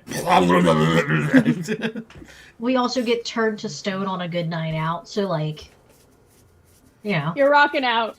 we love rocks. Rock and roll. Reverie's got them in her Oh, pocket no. sometimes. Wait, that's the way that they flirt. They find each other like cool rocks and give it to the people that they like. Like penguins? Or autistic kids. To be fair, I do pick up cool as an rocks with autistic them. kid, I do give people rocks. Yeah, I do be picking up cool rocks and put them in my pocket. I mean, Next- technically, Or the entire seashell. general population gives rocks to people when they like them to propose. Not in Scotland. All this, Scotland, traditionally, we give swords. that's cool. All I'm saying is this is proving my headcanon. I married the wrong nationality. Anyway, I'm too on cuddling the rock dog. In England, they give 6 packs of Stella and wife beater vests. It's a pack of Yorkshire tea. And a pack of scones with it. I love the image of like the two of them like backs facing each other on the opposite sides. Reverie's cuddling a rock. Aria's cuddling a boy who's been through trauma because she's a little touch starved. And then just like them stacking the rocks. But on her. just, That's so I funny. cannot wait. The second she like wakes up and sits up, and it all comes clattering to the ground around her. On that note, actually, Síla and Elion, are you wanting to roll for this, or...? Yeah, let's do it to see who fucks Cool. up. Both of you sleight of hand checks. How it started out boss fight, like mini boss fight with an entity of death, and now we're just stacking rocks on top of our buddies. I didn't realize how good I am at this. 22. 24. Okay, Reverie. I need a perception check with disadvantage because you are unconscious. Oh shit, but her So just a straight roll. What? Just So yeah, perception's just a ridiculous. straight roll. Just a straight Yeah, roll. she has a third eye. Nothing else. Oh no. Oh no. So- What'd you get? Perception, you said? yep, perception check with disadvantage, but it's a straight roll for you. Yep. Excuse me. That is a 22. 22. Okay, so Síla moves forward and puts her rock on. Elion moves over and puts his rock on, at which point, Reverie, you're going to feel... Well, for the sake of comedy and thematics, we get a couple of rocks each from each of you, weirdly placed, piled up and stuff. But Elion, as you put your rock on, Reverie, you can feel... Why is there rocks on my head? I'm gonna wait for the next person to like try and put a rock on me that I can like sense, and I'm just gonna reach up and grab their wrist. You reach up and grab Elion's wrist. You had a bug on your face. Is the bug called rocks? She hasn't even opened her eyes. I was going to smush it with the rock. Uh-huh. Síla made me do it. I am now gonna open my eyes and look at. I've got like 15 in my arms. Yeah, it's like a little pile next to her. That just shows the difference in energy, right? Sheila's sitting with a nice little organised pile, likeliest to be found, to be felt, up to most unlikely to be felt, and Elion's just got rocks. I need to add this to my list of scenes to draw at some point from this campaign, because that's too funny. Where did you even get the rocks?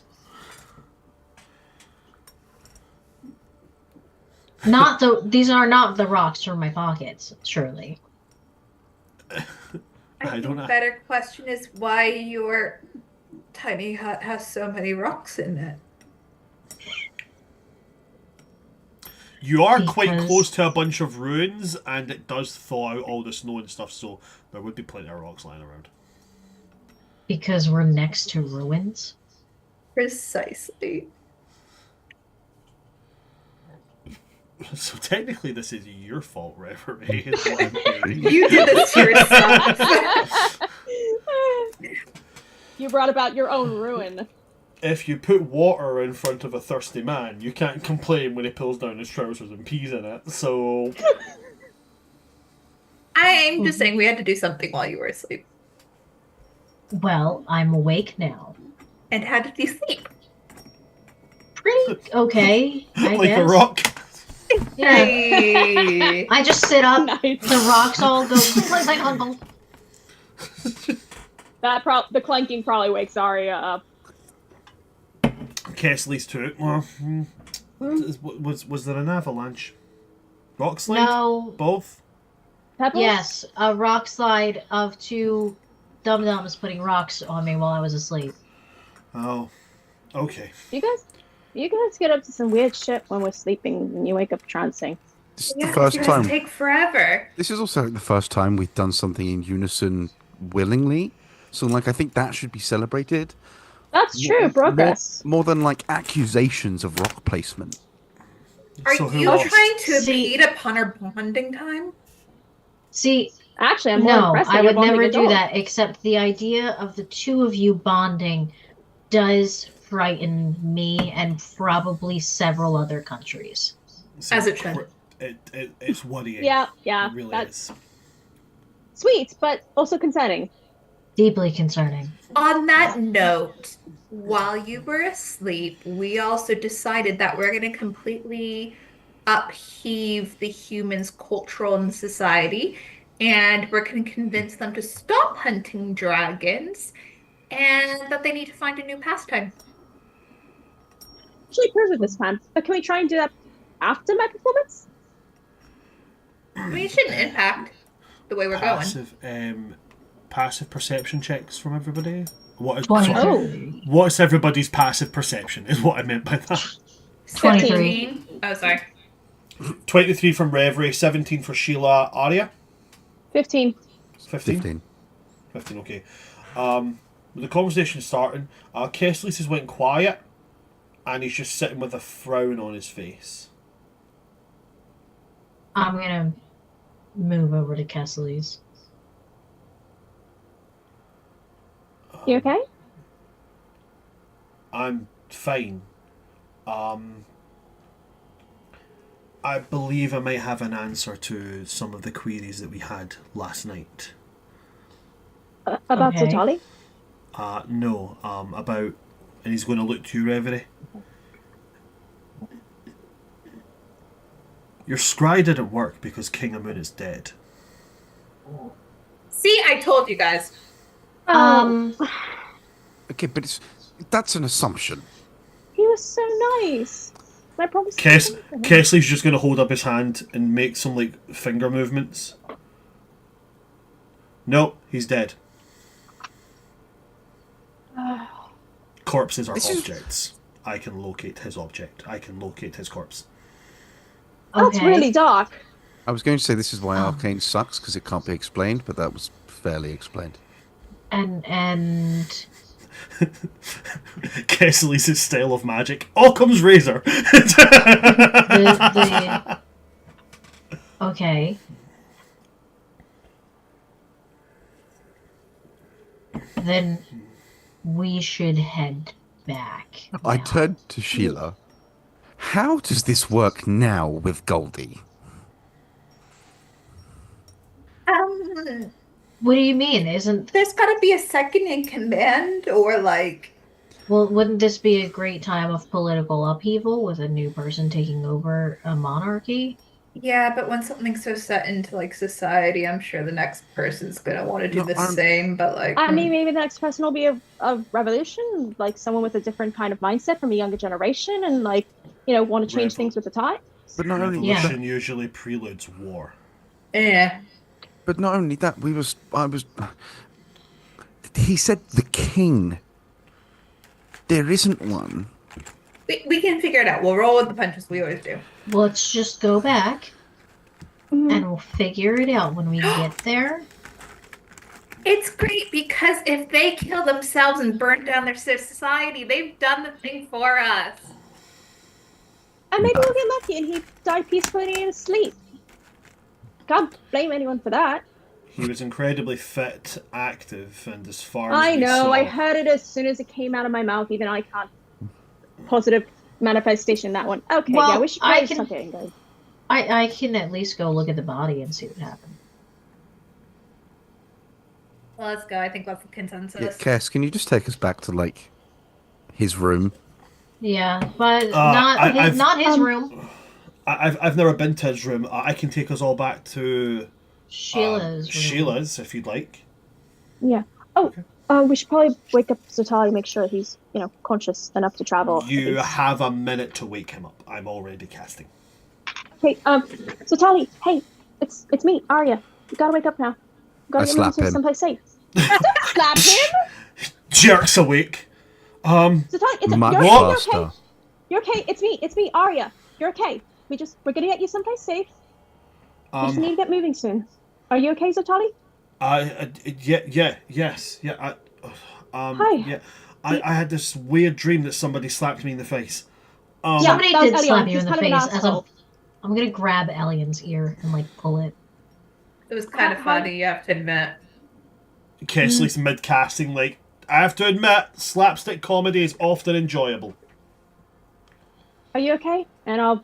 I'm fine. Why am I? It was cold. It was cold. Yeah, Why it's aren't I a cold? safe spot. It's a safe spot. My friend Reverie made a shelter, but we also got to get going now to someplace safe. You remember me, right? Aria, we danced together. We talked. Vaguely, yes. I recognise your face. It's nice to see yours. Still got the same eyes. Where are we going? We're going to a city, someplace warm, and there's friends there waiting for us as well. We're going to be safe. We'll make sure you're okay. But we do have to get going now. Can you stop? Kesley, And I'll Kesley start shouts, helping 10 him up. seconds! Okay, come on. I'll help you up, and I'll help him up and start moving towards Kesley's. Just kind of drape his arm over my shoulder. He stands fairly easily. He only had one level of exhaustion, and that long then- rest is enough to remove it. He kind of I can walk okay, thanks. Oh, okay, sure. Sorry. It's good to see you. Let's get going. And then there's a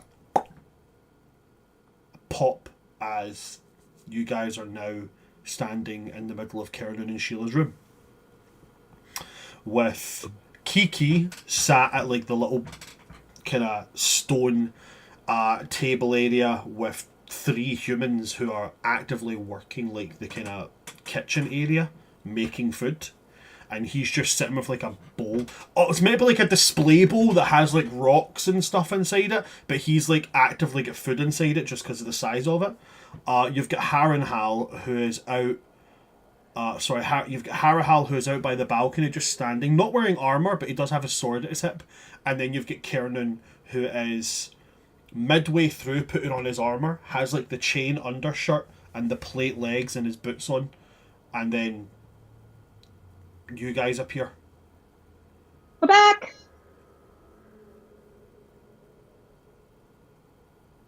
Hi, bestie. Looking at Kiernan.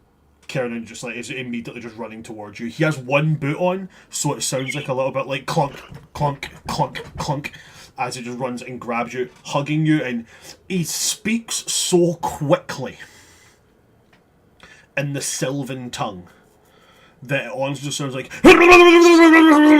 But essentially, the gist of it is, if you ever do that again, I'm going to kill you myself. I'm gonna squeeze him back and go, I was fine. It was just a little snow.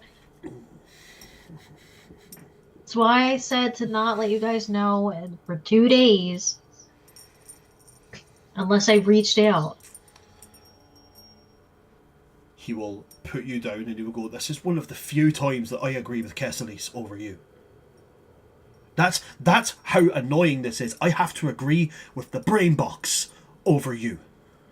Well, he is very smart.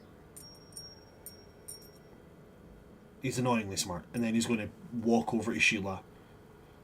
And he'll kind of give you a look over. So I'm like, you're alright. Everything, nothing bad happened. Nothing bad happened, but as much as I love seeing you in armor, why do we have armor on? Oh, we were gonna go and have a walk around the city. Okay, great. Do you know anything about the king being dead? Wait, he's into it, Síla. Real subtle. We don't have time. We don't have time. In Sylvan, Reverie gonna turn to Sheila and go, there are humans in the room. Yeah. They're gonna find out at some point. What? Maybe don't there- say that until the humans know, so that way it doesn't look like we did it. Exactly. He looks at the humans and then switches to Sylvan, and just because of the company we currently have here, we have to be incredibly specific. Do you mean one of the short bearded ones, or one of the taller bearded ones? One that owns this place. Oh, that king. Okay.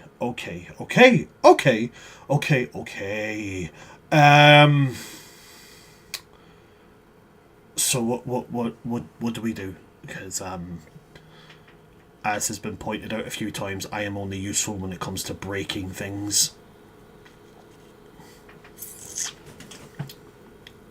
Speaking of which, I think I broke the magic raining room. Magic raining room? We have a room upstairs. If you press buttons on the wall, if you press drawings on the wall, it starts to rain. It's great. Huh. Neat. On that note, I think I broke it. It won't stop. It has been constantly raining in that room. Won't turn off. not our circus, not our monkeys. Okay. We should probably figure out what's happening. Okay. Remember you said you could find out probably what happened if you find the, I'll say, in Sylvan's body. Reverie currently converses with vigilance.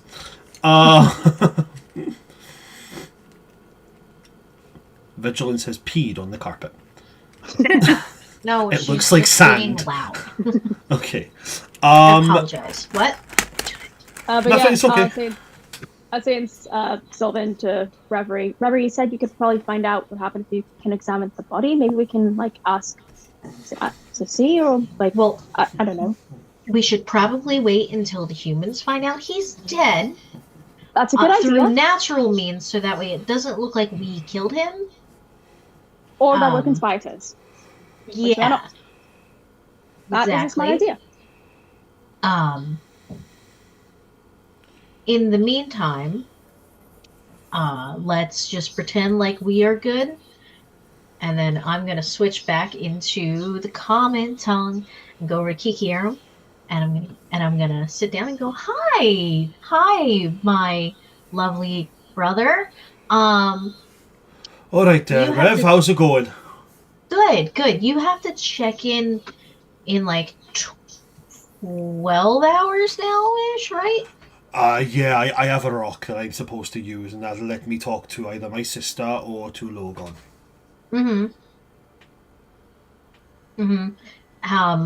He's going to tap his necklace and go, got it right here. His necklace is made entirely of rocks. Perfect. I spoke to Logan last night, so. How did he sound? Is he doing better? He sounded very well, but he always does that thing where he sounds good, but that doesn't mean he is good, which is very frustrating. All right, I understand that. Yeah, my sister's like that too, she is. Oh, they're both going to be frustrating, aren't they? Very much so. Imagine if they have kids. They'll be little shits. Yep. Well, I mean, you are already an uncle, so you'll have lots of experience. If they already had a child and I didn't see. Oh, I knew I forgot. So No. I thought I just forgot to turn turn off my fireplace back home. Turns out I forgot that I had a niece or nephew. I'm gonna grab Kiki's cheeks and then turn his face to look at Cassili's. Am I No, related that's my to him? son. Yes, that's my son. Oh, he gets his height from his father. Damn. What father?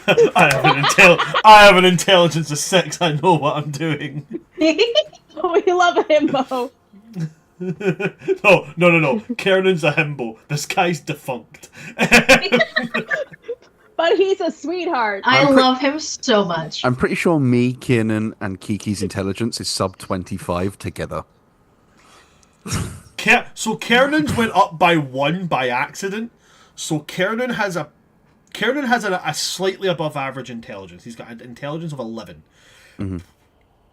Kiki legitimately has an intelligence of 6.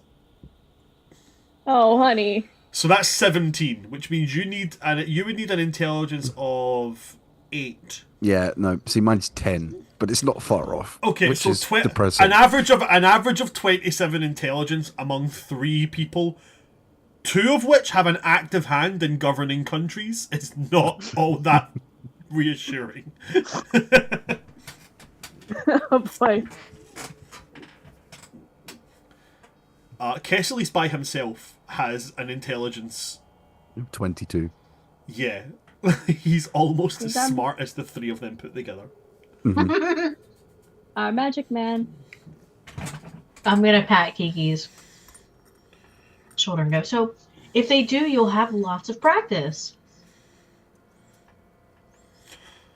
I haven't even done any of the proper uncle things you're supposed to do.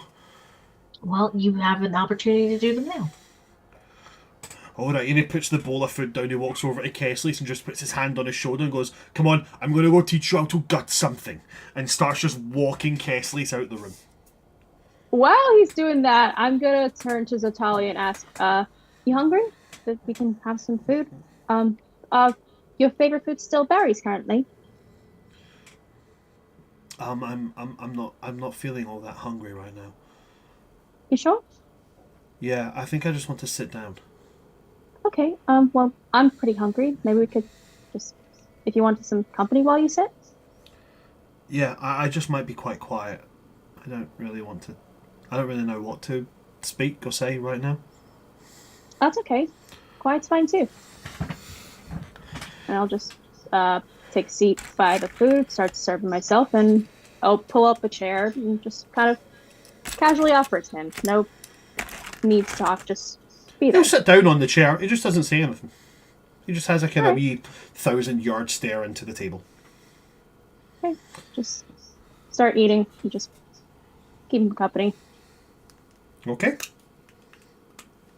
Elion, Síla, Reverie, what are you guys doing? Once I've expertly sent Kiki, away, I'm gonna turn to, the 3 humans that were helping him. Uh-huh. And go, what time are we expected for, formal breakfast with King Amun and, the dwarven nobility?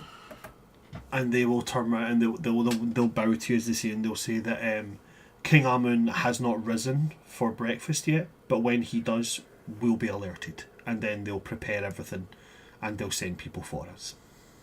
Okay. Yep. Just please inform me of any changes. They nod and say that they will certainly keep you abreast of anything that does change. It's going to get to 5 p.m. They're like, damn, this boy's sleeping. Oh, I really hope this doesn't put a damper on my performance. I was so hard on that. Is it nearly dinner time? And it's just like, no, the king still has not risen for breakfast. Exactly. Just one guy in the back kitchen stirring a big pot of porridge just to make sure it doesn't all clump together. No. Bless him. Stirring the pot. Nice. But his biceps, incredible. Crazy. Yeah. I mean, it's really sad that the king's dead and all, but have you seen my guns recently? Also, the stew is simmered to perfection. That Fall off pork the got bone. real slow cooked. Sorry, slow cooked dragon. Then I'm just gonna look at Kiernan and Síla and go, I want to see the rain room personally that you guys have. He's just going to point up. It's right upstairs. like I said, it is broken. Like the first door up the stairs, the only door up the it's- stairs. Your room has a lot of doors. Upstairs and to the back of the place as far as you can go, and then through that Have little you- door. Okay. Have you tried turning it off and then back on again? I pressed all the buttons. Maybe you pressed too many. Rev, Yeah. don't forget if we're supposed to be keeping up appearances, we have a demonstration to perform this morning. Yes. Oh, trust me, I have not forgotten. And I do still have the performance as well. So, should we prepare for both of those, or? Were both of them not supposed to be done at breakfast? Yeah. So, how I do guess. we prepare for them without the king waking up? Well, we as people have to get ready. True. I'll probably work on tuning my violin, do some scales and stretches. I did not do my stretches this morning. Not good to perform cold. Okay. I will, I guess, exercise my and he looks at Síla as if like double checking every word he says is right. It's like, exercise my kingly duties and go walk amongst the other noble representatives? Your queen shall be by your side as well. I have no idea. Sure. Cool. I'm gonna go lay on He's the, like on the looking- rain room floor. He's looking at you like you're the one who lived in the courts. I used to cut down trees. Yeah, but she was also like, there is someone dead in this castle and we're not doing anything about it. What the fuck? I'll probably stay in the room, just doing my yoga and sun salutations, my dancer stretches, and find a place to like practice my chords and stuff. But not leave Zotali alone. Do you still like music, Zotali? You don't have to say anything. You just nod yes or no. No, I do. Can anybody else hear that? You hear what? Oh, There's the like- music outside. No, there's like whispering. Do we hear whispering? If anybody wants to roll perception, they can. I will. Yeah. Bismillah. Would you allow me to That's size him fact. up? Do you know Instead. what? Actually, since you've just asked that, now that I've just remembered, Elion, I think I'll give you advantage on this. 14 plus Damn, I'm rolling perception. crazy today. You see 19? 19, 24. 24. Reverie, 22.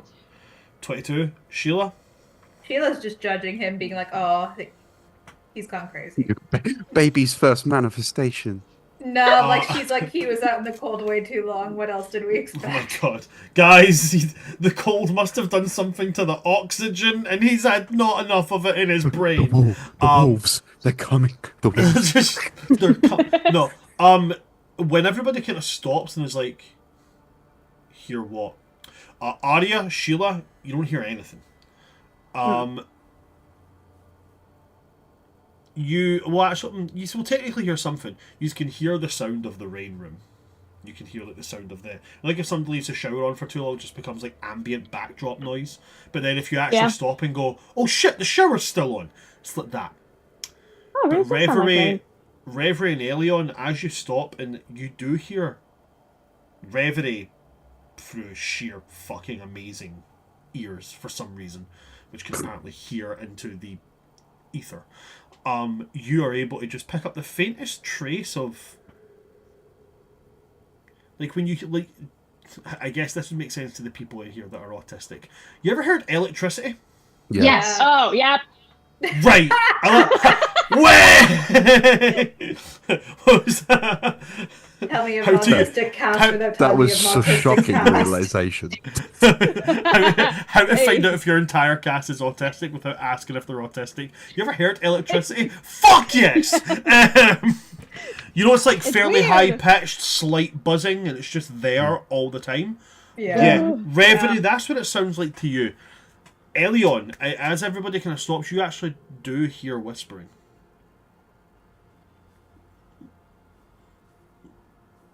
Is it directioned or is it? You can hear where it's coming from, certainly. I'm just going to start walking. I'm Okay. just following it. I'm also following it.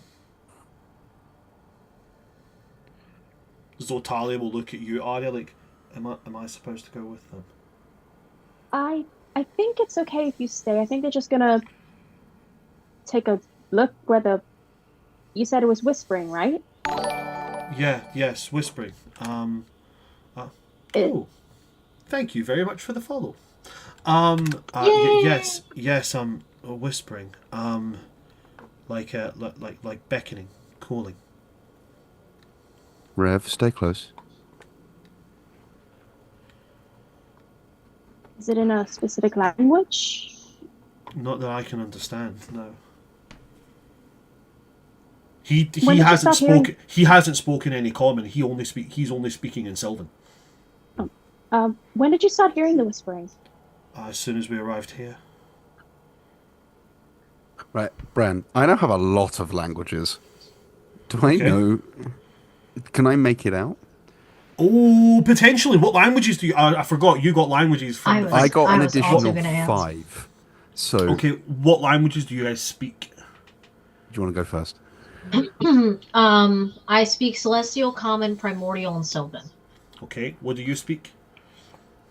Common, Primordial, Celestial, Sylvan, Abyssal, Draconic, Dwarvish, Giant, and Infernal. Damn. Elion, you can understand it. I hope It's an abyssal. Oh, that's probably the worst one. Okay. Oh boy. Absolutely fucking not. The worst one to hear anybody whispering to you in is Celestial. Fuck that shit. Oh yeah, that's kind of true. Abyssal was like, oh, it can be two things. It's either a demon or it's something undead. Celestial, it's like, do you have any idea how little this narrows it down? Fucking everything in its granny speaks Celestial at this level. Literally, Aria, everything in its Yeah, granny. I was gonna say literally. But yeah, no, it's an abyssal, and it is very much like beckoning. It is like a fair. I mean, you've fought the undead before. It's got that fairly raspy, whispery quality to it. Feels like a beckoning call, and it's very much in the light of like, you know, release your tethers to this plane. So, you know, those kind of things, beckoning you to the next side.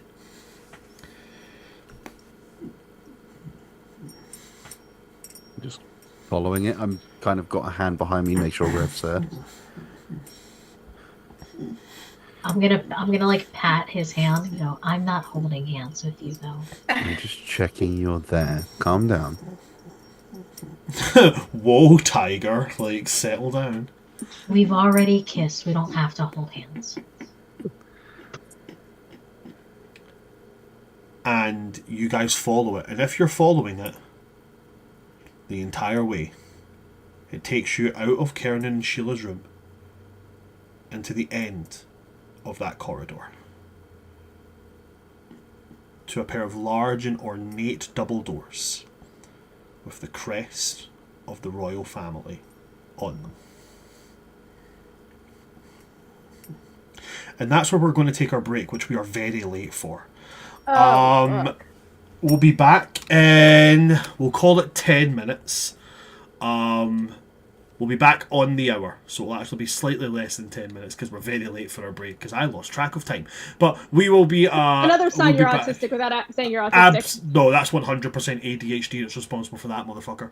But we'll be back in about 5 minutes, guys. Okay, just got enough time to give my party a bio break and all that jazz.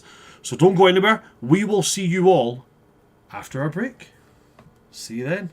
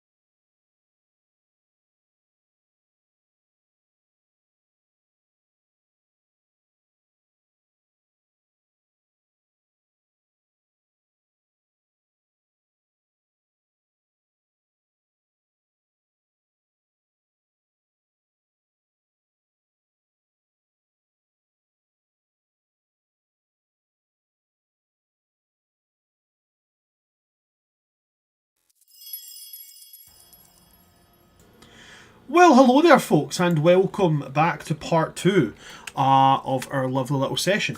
When we left off, following the whispering, Elion and Reverie had ended up outside of King Amun's bedroom.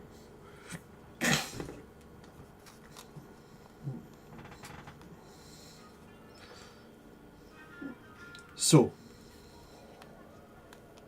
Elion, anything you want to do right now? Can I cast Detect Magic on the door? You can indeed. The door is protected. It is protected by two different glyphs of warding. The Detect Magic will tell you that the glyphs of warding that are active there, mostly because I'm giving you that because you've seen quite a few of these now. But the glyphs of warding that are active are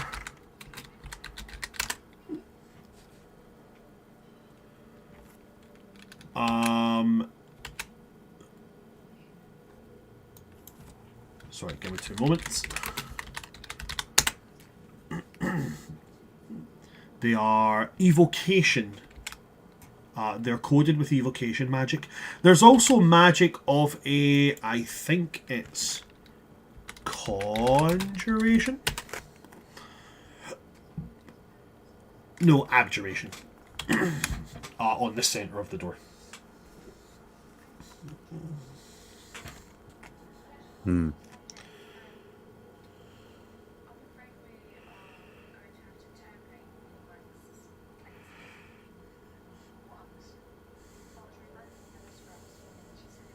And is the whispering getting louder, or is it just like passing through? Really, really loud as it's on, as you stand next to the door. Really loud. I'll kind of head back inside the room with everyone else. All right. Síla,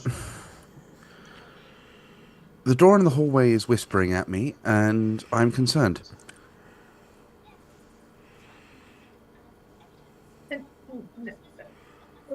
What's it say? It's like abyssal language of recall. I don't know how I can understand it, but I can. And it is ominous. Kersley will perk up and go, oh, that's because of the cards. You can now speak a bunch of other languages and understand them. So I'm like the genius. I No, think with you're a a linguist- multi-linguist. Whoa.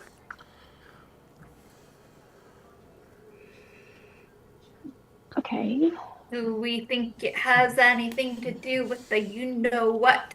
Entirely. Yep. Okay. Reverie, we had to start back, otherwise we would have lost a wee bit of time. So Elion has just left the door. He cast Detect Magic, found 2 glyphs of warding, both with evocation magic in them, and then a mark of abjuration on the doors as well. And then I've walked back in and told Síla and everyone smart. Okay, well, would us acknowledging and trying to intervene just put a damper on the whole plain casual thing? Yes. So we don't look suspect. Okay.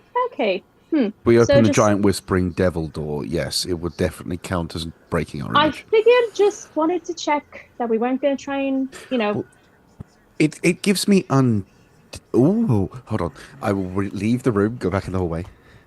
Does my divine sense pick anything up? On the other side? It's within 60 feet, isn't it? Yeah, if I get close to it. Nope. Doesn't pick up anything.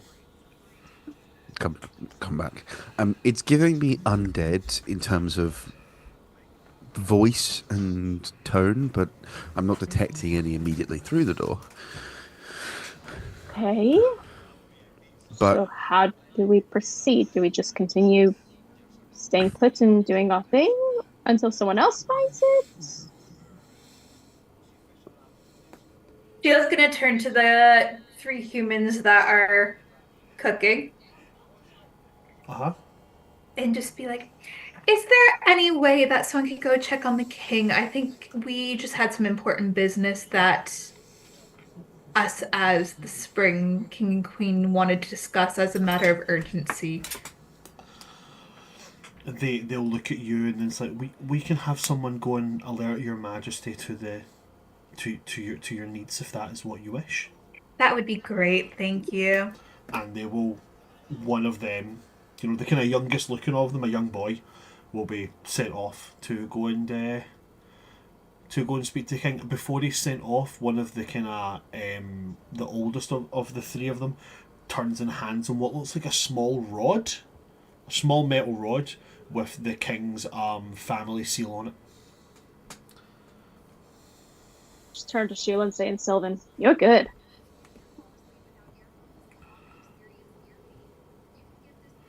Go back to practicing.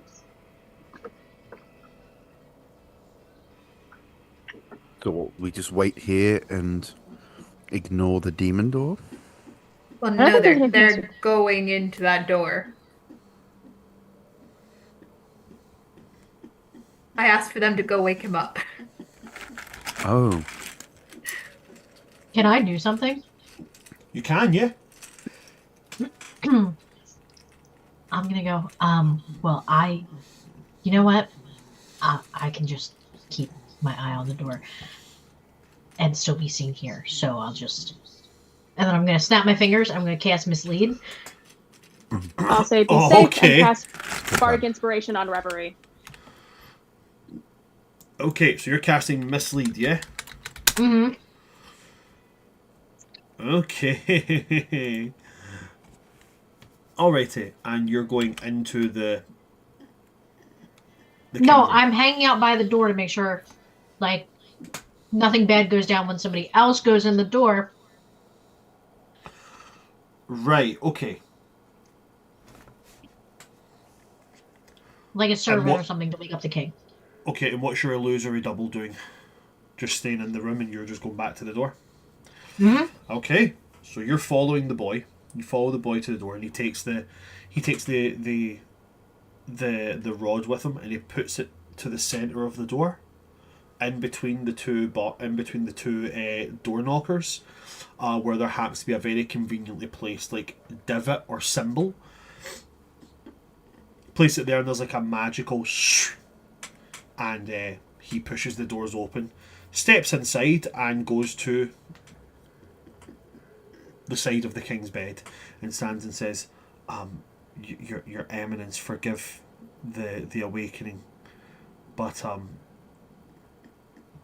your presence has been requested by some of our guests. And the king does not move.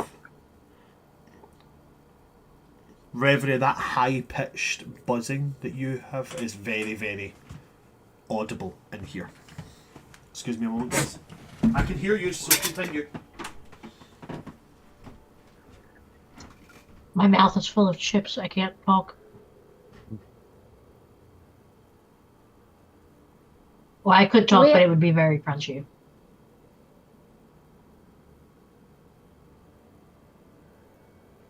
Well, this is a pretty big image. I love how, like, low-key Aria is just in the background being like in the back of her head where some of her selfishness actually resides. She's like, "This better not interfere with my performance. I worked too damn hard on this thing."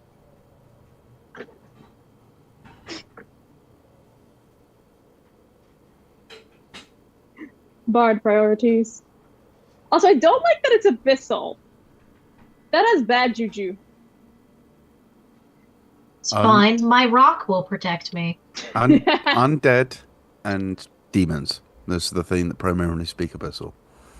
And it's Yeah. fine, because Reverie can kill one of those. And it's giving undead vibes, which is Instantly. fine because I can turn them away. I can make them go, shoo them off yeah. with magic. You got turn undead. Reverie's got Yeah. destroy undead. I can detect undead and do extra damage to undead. We're And fine. I can also do radiant damage to undead. Like, what's it gonna do? It's gonna go "Arr," and charge. I will like, say that is fine. Demon would be an interesting choice instead that Brand might have, because, like, given, like, the very, like, you know, Middle Eastern influences of the, like, you know, Jinn-Ar thing in Middle Eastern culture, that would be kind of interesting, like, just to throw us off my theory. Or Rasputin's a lich. Rah, rah, Rasputin! That wouldn't entirely surprise me if I'm being honest. I mean, only a lich would not take care of their nails to that degree. Rah, That is rah. nasty. Rasputin, he is all as sin it seems. Yeah, guys, because that's what I thought to myself. I thought, what will I do? I know, I'll be predictable as fuck for me. He is a lich that really go fast. Sorry. Stereotype is I'm just for making stuff up reasons. now. There's predictability in unpredictability. So if you're being predictable, maybe you're being unpredictable. And if you knew Hey, what I knew, then I knew what you knew, then we'd know a lot. I suggested you turn from the undead narrative a little bit. So the buzzing is loud now, right? Yeah. But can I pinpoint where exactly it's coming from in the room? The bed.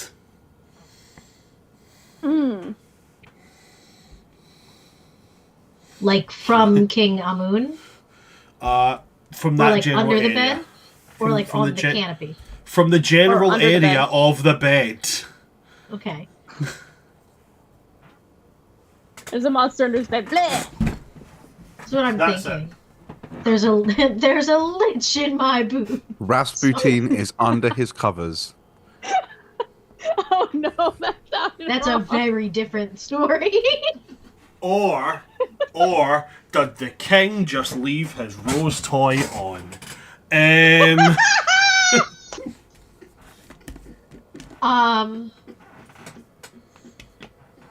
Okay, hold on. Let me see. Liz is now genuinely scared. Liz is now genuinely scared to approach. No, it's not that I'm scared to approach. It's that I want to see.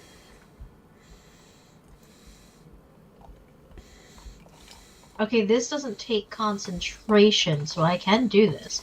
Can I cast see invisibility? You can. Nothing invisible here.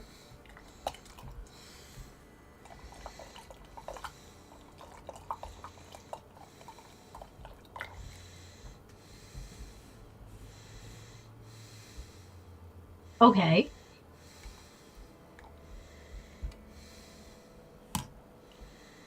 Is the servant kid like freaking out now because the king's still not waking up? He's not freaking out. He's starting to look worried, but he's just kind of standing there like, He kind of looks like, I don't know if I'm supposed to say it again.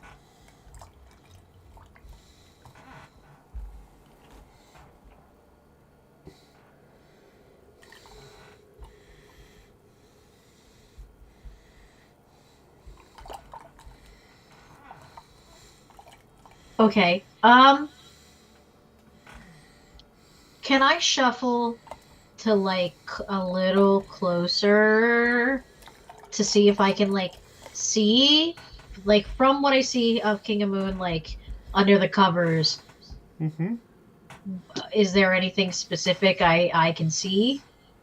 That would be a medicine check as you get closer. Yes, it to would.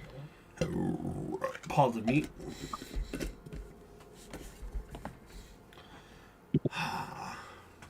Now it goes in the freezer.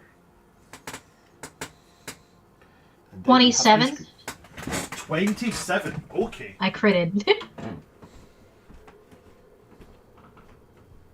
I know, because I used my curse dice, and it only does the fancy Cthulhu symbol when I crit. Ooh, fancy. I know. And you still got a bardic inspiration for anything you need later. It's my cursed dice, though. So Yeah. I'm scared that it's rolling well right now. Oh, that's a good point.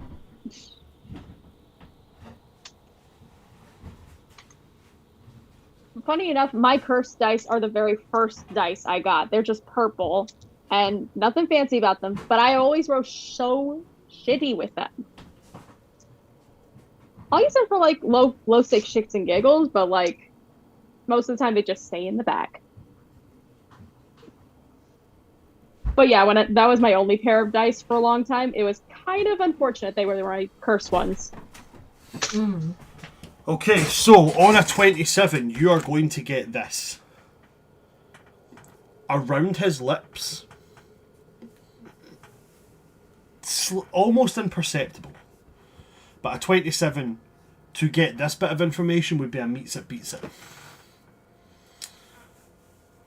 He looks slightly paler, but then again, that could be explained by a lot of different things. He's very still. It's very evident he's not breathing. And last, there's a slight green tinge around his nostrils and his lips.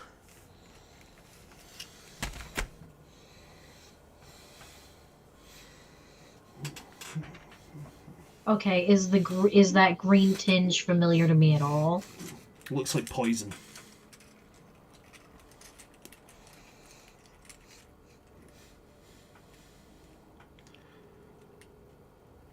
Okay, I'm gonna wait until this kid's not looking to try and take like a little sample. So I guess while I wait, I'll just put on like gloves from my pocket. When you're invisible? Yeah, I don't want to touch the poison. They're on your person, so they'll be... No, I was more thinking about the fact you just go, alright, okay, and suddenly just there's two floating white hands out of nowhere. Yes. But they're on your person, so they go invisible with you. Okay, cool, I got you. Right, yeah, you take out gloves, you put them on, and then how do you take a sample? I'm gonna wait for this kid to, like, not look. Okay. Eventually the kid will go away. Does he leave the door open? He heads back to the room. He does leave the door open, yes. Leaves quite panicked. Okay. While he's gone, I will just take a vial and kind of glide it around, like, the green. Okay. To take a sample. And see if I can later determine what kind of poison it is. Okay.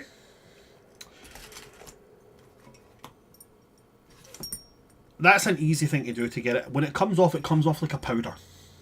Doesn't come off like a liquid or anything. Like I said, powdery. It's also on his nostrils as well as on his mouth. But yeah, you can get that fairly easily. You just glide it across.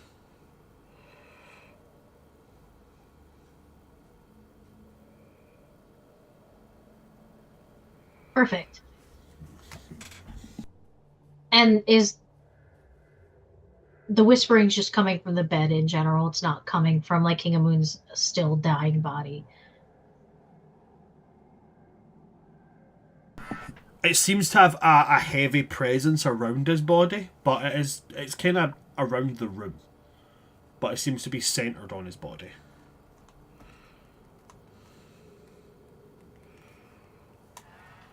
Okay.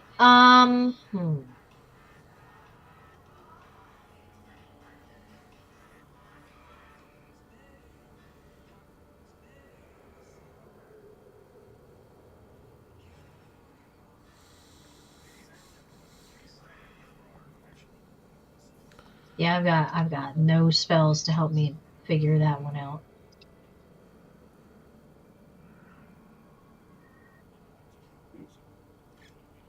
Okay. So I will head back to the group. I'm going to hide the vial sample I got because that's not a great thing to have on me in this situation. Probably not. So it will be hidden in my boobs. And then I will go... The classic place to hide things. Absolutely. A booby trap. Correct. And then I will go rejoin the group. And once I'm in the exact same position as my double, I will end the spell. And I will look at everyone and go, well, it's not. And Sylvan, I'll go, well, it's not great. How bad is it, though? The boy On a is scale like of 1 to 10? The boy's like over talking to the two in really hushed tones. They all look worried. He was definitely poisoned.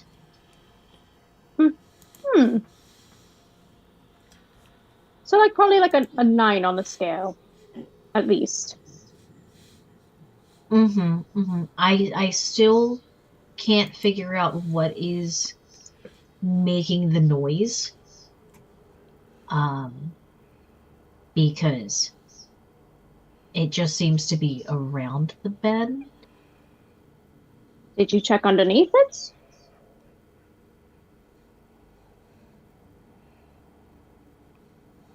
I cast see invisibility. There was nothing.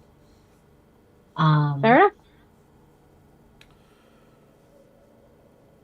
So that part I can't figure out, but he definitely died from poisoning. It was I won't go through the details of describing it. But I have a couple theories. That's Just pretty based off of unfortunate. like the where the residue was. Definitely unfortunate. He was very kind to us. I agree. This is not necessarily great, but I don't know where that the buzzing, the loud buzzing is coming from, which is very annoying to me personally. Yeah, well, so Tali said he started hearing it as soon as we got here, so Could I go see? Can you be invisible sneaky like? No, I don't think so. Okay, okay.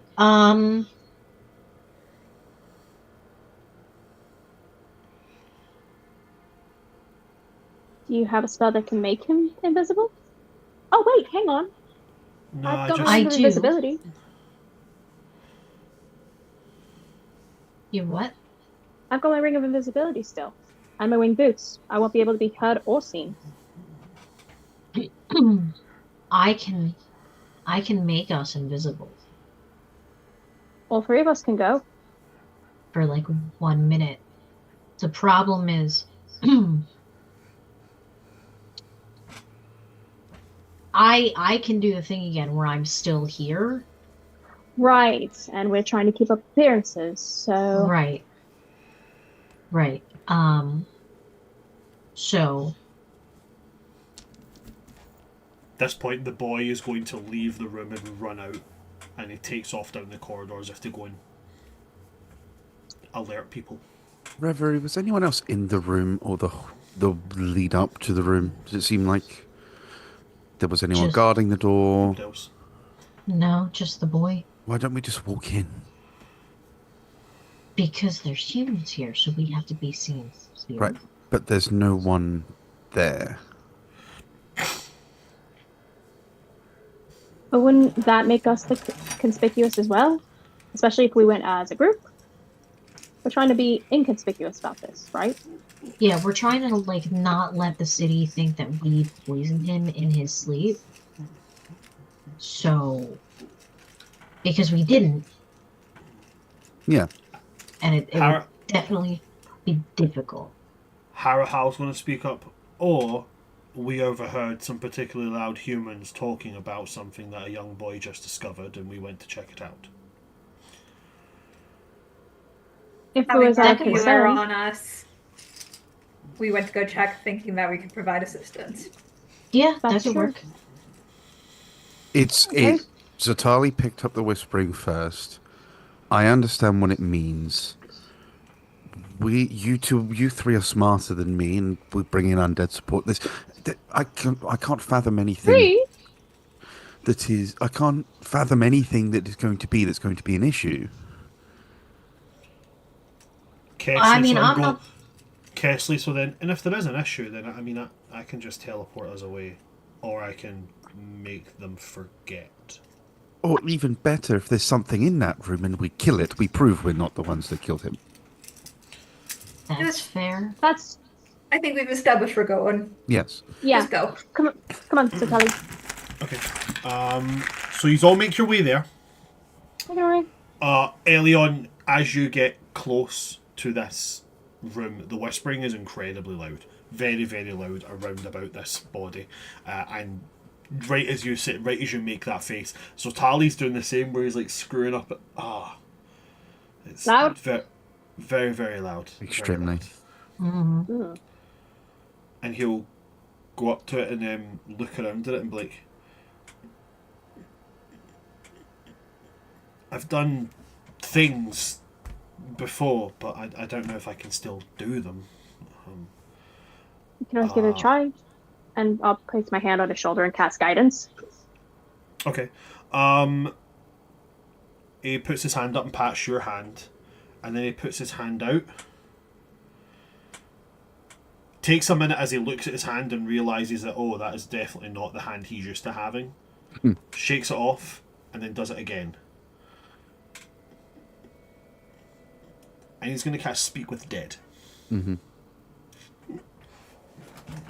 But on top of doing Speak with Dead, because he's this close to it, he's also going to, as he casts it, something comes out of Amun, like when Amun's mouth opens and his eyes open, something comes out of his mouth and into Zotali's hand that ends up shaped just like a coin.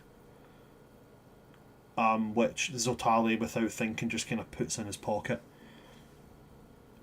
Okay, so it worked. I have 5 questions I can ask him. Good job. I mean, who killed him? Or what killed him is probably the most important. And when? Who or what brought about your demise?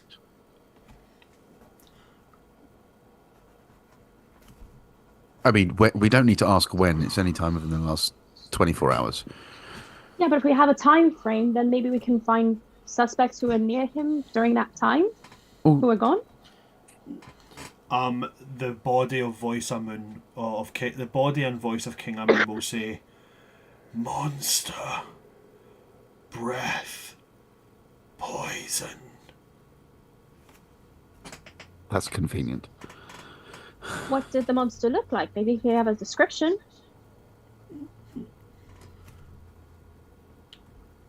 Monster breath poison. He will again speak to it and say, what did this creature look like? And Amun will answer, part man, part dragon, horrible abomination. Hmm.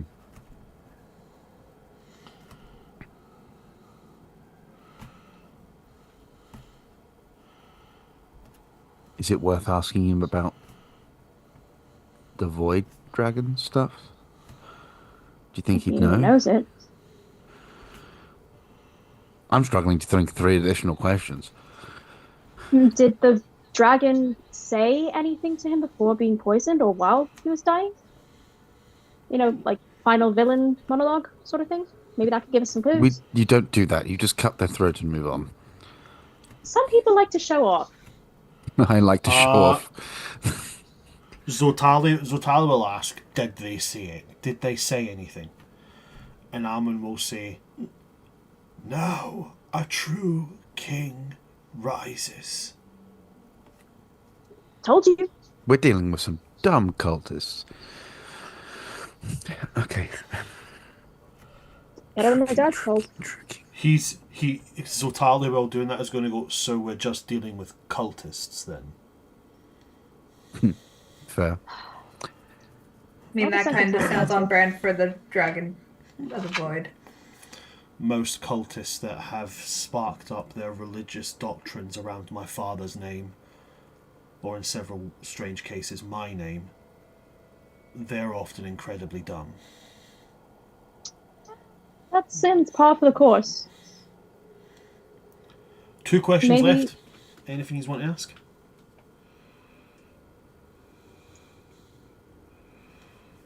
Is there anyone that he decreed to be left in charge if anything happened to him? Maybe there's someone who's meant to, if he has any sons or daughters that are meant to take the crown after him, just to prevent an upheaval, if we know. Who would benefit from his death? That's a better question. He will ask who would benefit from your death, and King Amun will say, many names, all in succession. And then he will speak a list of names. 2 of them are known, the rest are fairly unknown. The 2 that are known, one of them is the High Priest. Mm. And the other one is known, but you haven't met. When you guys were at the event, the High Priest, the King mentioned that he did have an elder brother who abdicated and kind of was like the leader of their armies, and he was hunting. Whoever it was would have to have connections with that Dracana cult, because most people wouldn't want to become a dragon if they've hunted them all their lives. Zotali, could you possibly ask if the...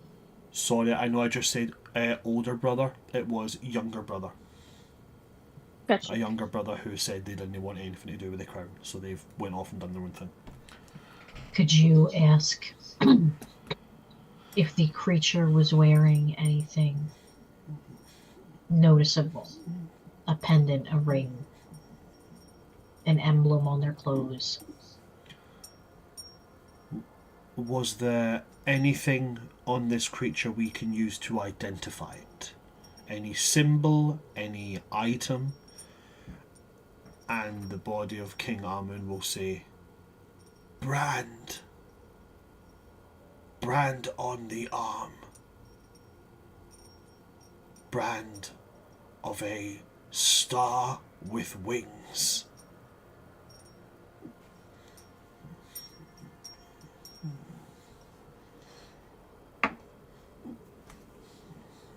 Well, I feel like we have a very obvious prime suspect.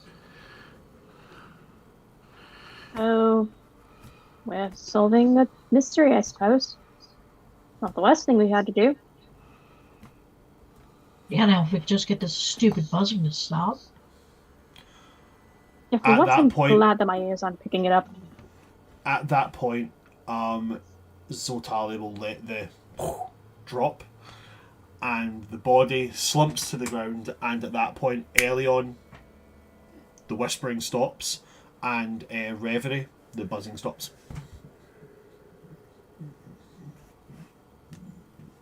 Well done, Charlie.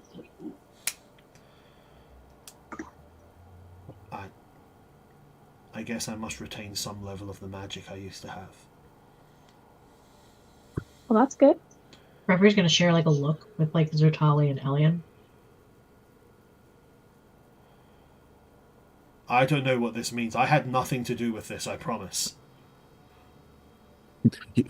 You were thousands of miles away not 8 hours ago. Don't worry, we believe you.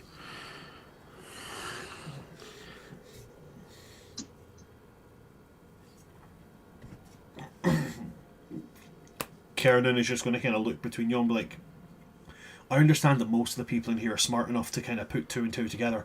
Unfortunately, when I put 2 and 2 together, I get axe. So, can somebody speak out loud what everybody else is picking up? Silently?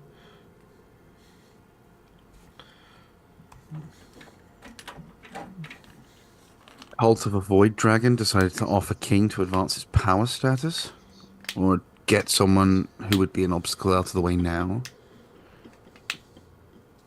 Someone who would have an active hand in denying their advancements? So we just go and, like, you know, burn down their temple, right? That's what we do. We just go and kill everybody inside, and that's that sorted.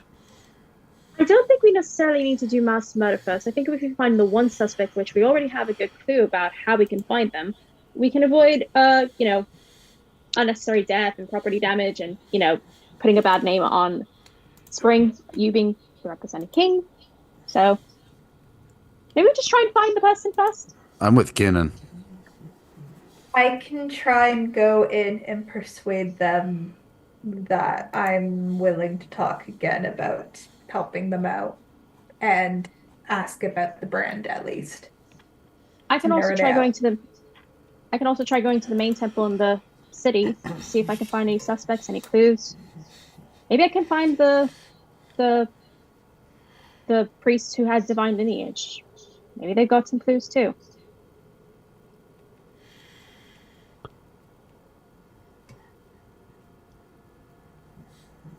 It's I mean, espionage or foot combat. Those are our two options. It's whichever one the group prefers. I think we lead with espionage, maybe. Well, if you do the church and you do the temple, I think Mhm. you, Sheila, should at least take Kieran with you, and you should take somebody with you. Me and Elian can kind of stalk the castle and see if there's anyone still here that has that symbology as well. I can take Kessalis with me and Sutali probably too. Kesslis is currently off with Kiki being taught how to gut an animal. Oh, right. Forgot about that. Sutali, you up for a little field trip? Yes, I'd be willing to help if you all are okay with. So I don't know how to do mortal interactions. Do I ask permission, or am I allowed to leave the building? If we invite You're you, not- it's fine. You're not a prisoner. Yeah. You Oh. are welcome to come and go as you please. Oh, okay. Thank you. Imagine you're of Fey descent, right? I am part Fey, yes. Imagine how the Archfey have dominion over the subjects in their courts. As noble Okay. representatives, we don't have dominion, but you have that freedom. Oh, You're basically a bird out of a cage. Easier way to put it. You can Okay. walk where you please. You can speak to whoever you wish to. Just try not to be rude. Mhm. Unless they're rude to you, then be more rude. I will certainly try. Well, I do have one question. Is it customary for mortals to not have? You're all wearing coverings on your feet. Am I supposed to do that? Well, in spring they don't usually. It's more whatever you're comfortable with, honestly. The ground can be hot in the desert. That's true. We maybe have to get you some shoes just so your feet don't burn. But we can do that And while we're in the city. how long should I expect before my talons grow back? Oh, He'll point down at his toenails. I'm Mine appear to have been shorn. I'm gonna kind of look at Aria and go, do you want me to handle this one? Yeah, you're better with this sort of thing than I am. Okay, I'm gonna take Zotali's hands, and I'm gonna very gently pat them. Uh-huh. Sometimes in our very immortal existence, we have moments where things don't go the way they seem or be what they appear. And you know, immortality is not invulnerability. Yes. You went through something that I'm very glad that you don't remember. And it has changed you physically and spiritually. So your talents will not be coming back. And your visage is this now.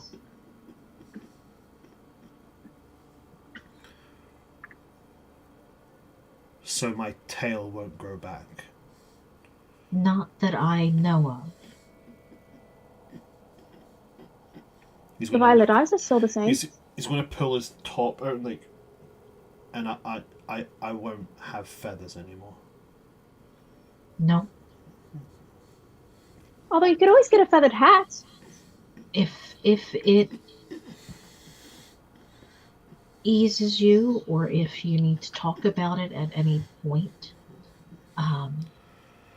Reverie will kind of turn to the side and pull her shirt down so he can see the scars where her wounds used to be. I am aware of the sensation of losing.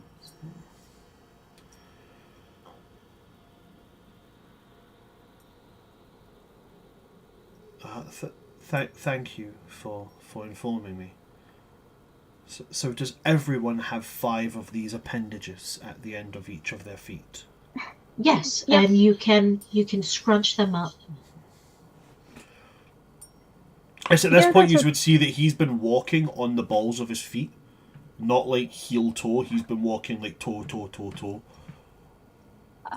It's easier if you let down your heels as well. Probably gonna get cramp if you stand on toes like that.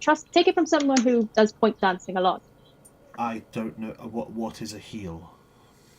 That is the It's rest of that funky appendage. at I'll the I'll bottom show of the him leg. like from my feet like how I'll go into like point toe first, and then I'll like drop the rest of my foot down like that. You walk flat. Unless you're dancing, so usually yeah. I shall endeavour to become acquainted with this form of transport. I can help. I can also help. We can put very soft weights on the ankle to help. And I know some really nice foot stretching exercises kind of get you used to it. I have to do them all the time as a dancer. I'm very thankful. Thank you for that. Of course. What can I do to be of assistance in this particular endeavour? Well, I need to go to the temple in the main city to try and see if I can find some, suspects or get some information. Maybe find a potential ally, or at least someone who's similar to me. See if maybe they can help Okay. find suspects. And we can get you some shoes so that your feet are more comfortable in the hot sand. I think you're gonna like the city too. It's very vibrant. But we'll stick together. All right? Okay, so at that point, everybody's splitting up from what I've heard? Yes, sir. Okay. I do think we should agree to meet back at a certain meeting place in an hour, maybe the gardens, just kind of como se dice? When you tell each other what you found out. Starts on the R. Reconvene. Thank you. Reconvene. Okay. Yeah, I think that's a good idea. Just in case anything happens to one of us and we're not all back together in an hour, then we know. Sound the alarm. Okay, so Aria and Zotali, you guys are splitting up. Did I hear right? Síla and Kernan going together? Elion and... Yeah, Team Soldier. Elion and Harahal. Me and Rev. Elion and Reverie. Although you might want to take Harahal with you, Aria, as an actual combat specialist in case you two get into shit. Fair enough, but you do know I can put up a bit of a fight now too. I did a good job in that siege. Yeah, no, I'm aware, but also he actually knows how to fight. So, Fair. I mean, I am training him. I think what Elion intends to say is that you have shown yourself quite capable, but I have been raised and taught to be nothing but a soldier. That's exactly what I said. No, it is No. not. Whereas I it's am a not. musician. Whereas I'm a musician. Fair enough. All right. Okay, so More than Aria and Aria. Zotali are going to the temple in the city, yeah? Yeah, with Harahal now, right? Yep.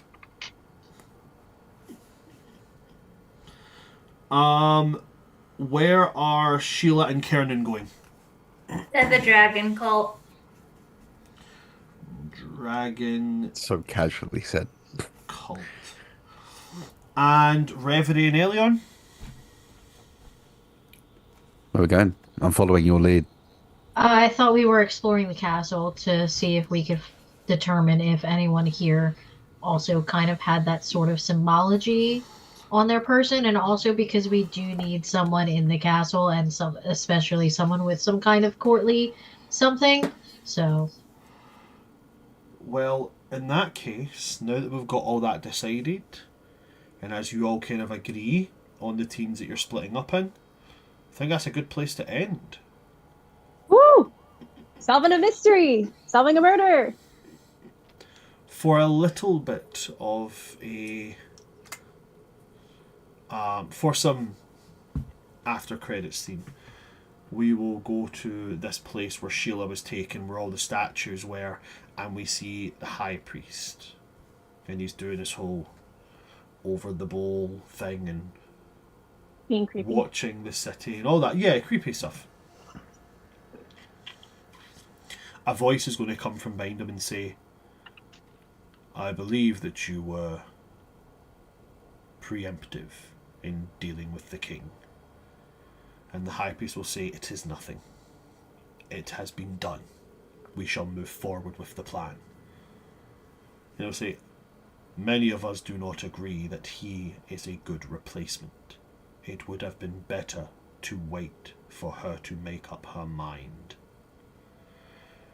And then the High Priest just shakes his head and says, no, there was no changing it. So I made the best choice.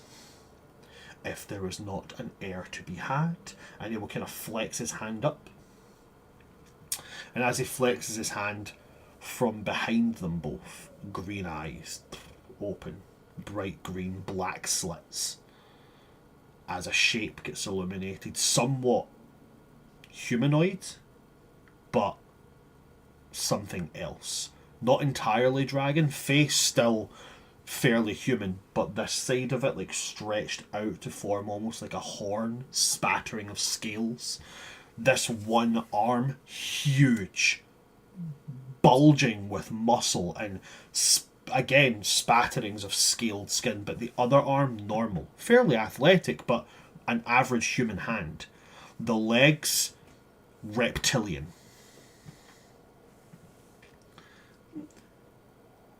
And so he says, you know, if we can't find a true heir, and then that appears, and he just lifts his hand and turns to look at the thing behind him and goes, we will make our own. And he's going to say, Nazir,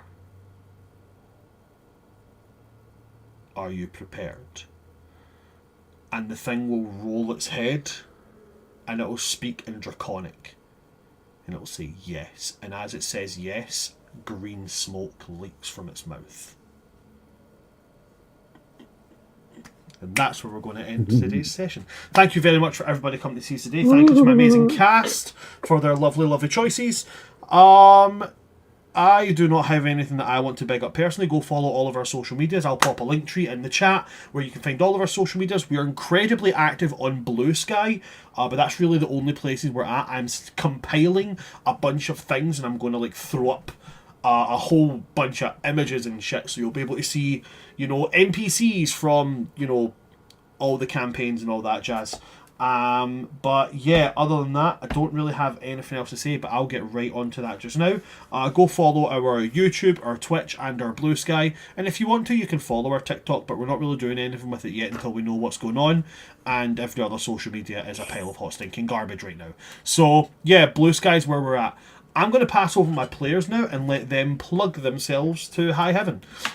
So let's start with yourself, Harry. Anything you would like to plug at all, Harry? No, I am exclusively here in essence, being and attendance. Excited to play Cluedo and with all my friends. Thank you very much for that there, Harry. Moving on, we will go to, who's next in line? Ash, anything you would like to plug at all? Absolutely nothing, but if you want to find me on social media, you can find me on most channels at Ash Howard Music. Apart from that, if you want to watch me play in D&D, only do that here. And stay tuned to next one, because I think me and Kernan are going to get our ass handed to us by Dragon Cult. You never know. Could happen, but also could not. Síla has proven to be an incredibly tempestuous person to deal with, and Síla has proven to be a very tempestuous person to deal with. And that's on a good day. Thank you very much for that one there, Ash. Liz, anything you'd like to plug at all? Oh, hi. If you want to see me playing D&D, that's too bad. I am exclusively at World's Request here, as the Archivist Divine, and as a player here for the wonderful forming. So follow World Tree Quest everywhere. If you want to follow me personally, you can check me out at Patron of Chaos on all social medias. That is TikTok, Instagram, and Blue Sky. Either Patron of Chaos, all one word, or Patron _of _chaos, which I believe is only my Twitch, so that's fine. Additionally, some of us forget to plug our social medias, so if you would like to follow Harry on a social media anywhere else, follow him on Blue Sky at that guy just Harry. Oh yeah, I forgot we gave him permission. I for forget it social media. exists. Yeah, that's why. Thank you very much for that there, Liz. Last and most certainly not least, Khadija. Hi, if you want to follow me on other social media platforms, you can find me at Instagram, Archive of Our Oak, and also Blue Skies at Khadija Al Kubra, and as well as apparently still on TikTok, the Bookworm Archive, where I am best known as the Book Dragon. If you like wholesome fantasy content as well as really good book recommendations shoved down your throat, I am your gal you go to. But as far as playing D&D goes, I am exclusively here with all these wonderful people. Fantastic. If that's it from my players and that's it from me, well then that's it from us. Thanks for coming to see us today, folks. I have been your DM of Doom, Son of Asgard, or World Tree Quests here on Twitch and YouTube. And with me today we have had that guy just Harry, we have had Hash Howard Music, we've had Patron of Chaos, and we've had Khadija Al Kubra. From all of us here at World Tree Quests, good night, stay safe, stop making monsters out of half monsters and half something else. Okay? It was cool when Mary Shelley did it, but it's not cool anymore. Also, don't pull a finny. Good night, folks. Good night.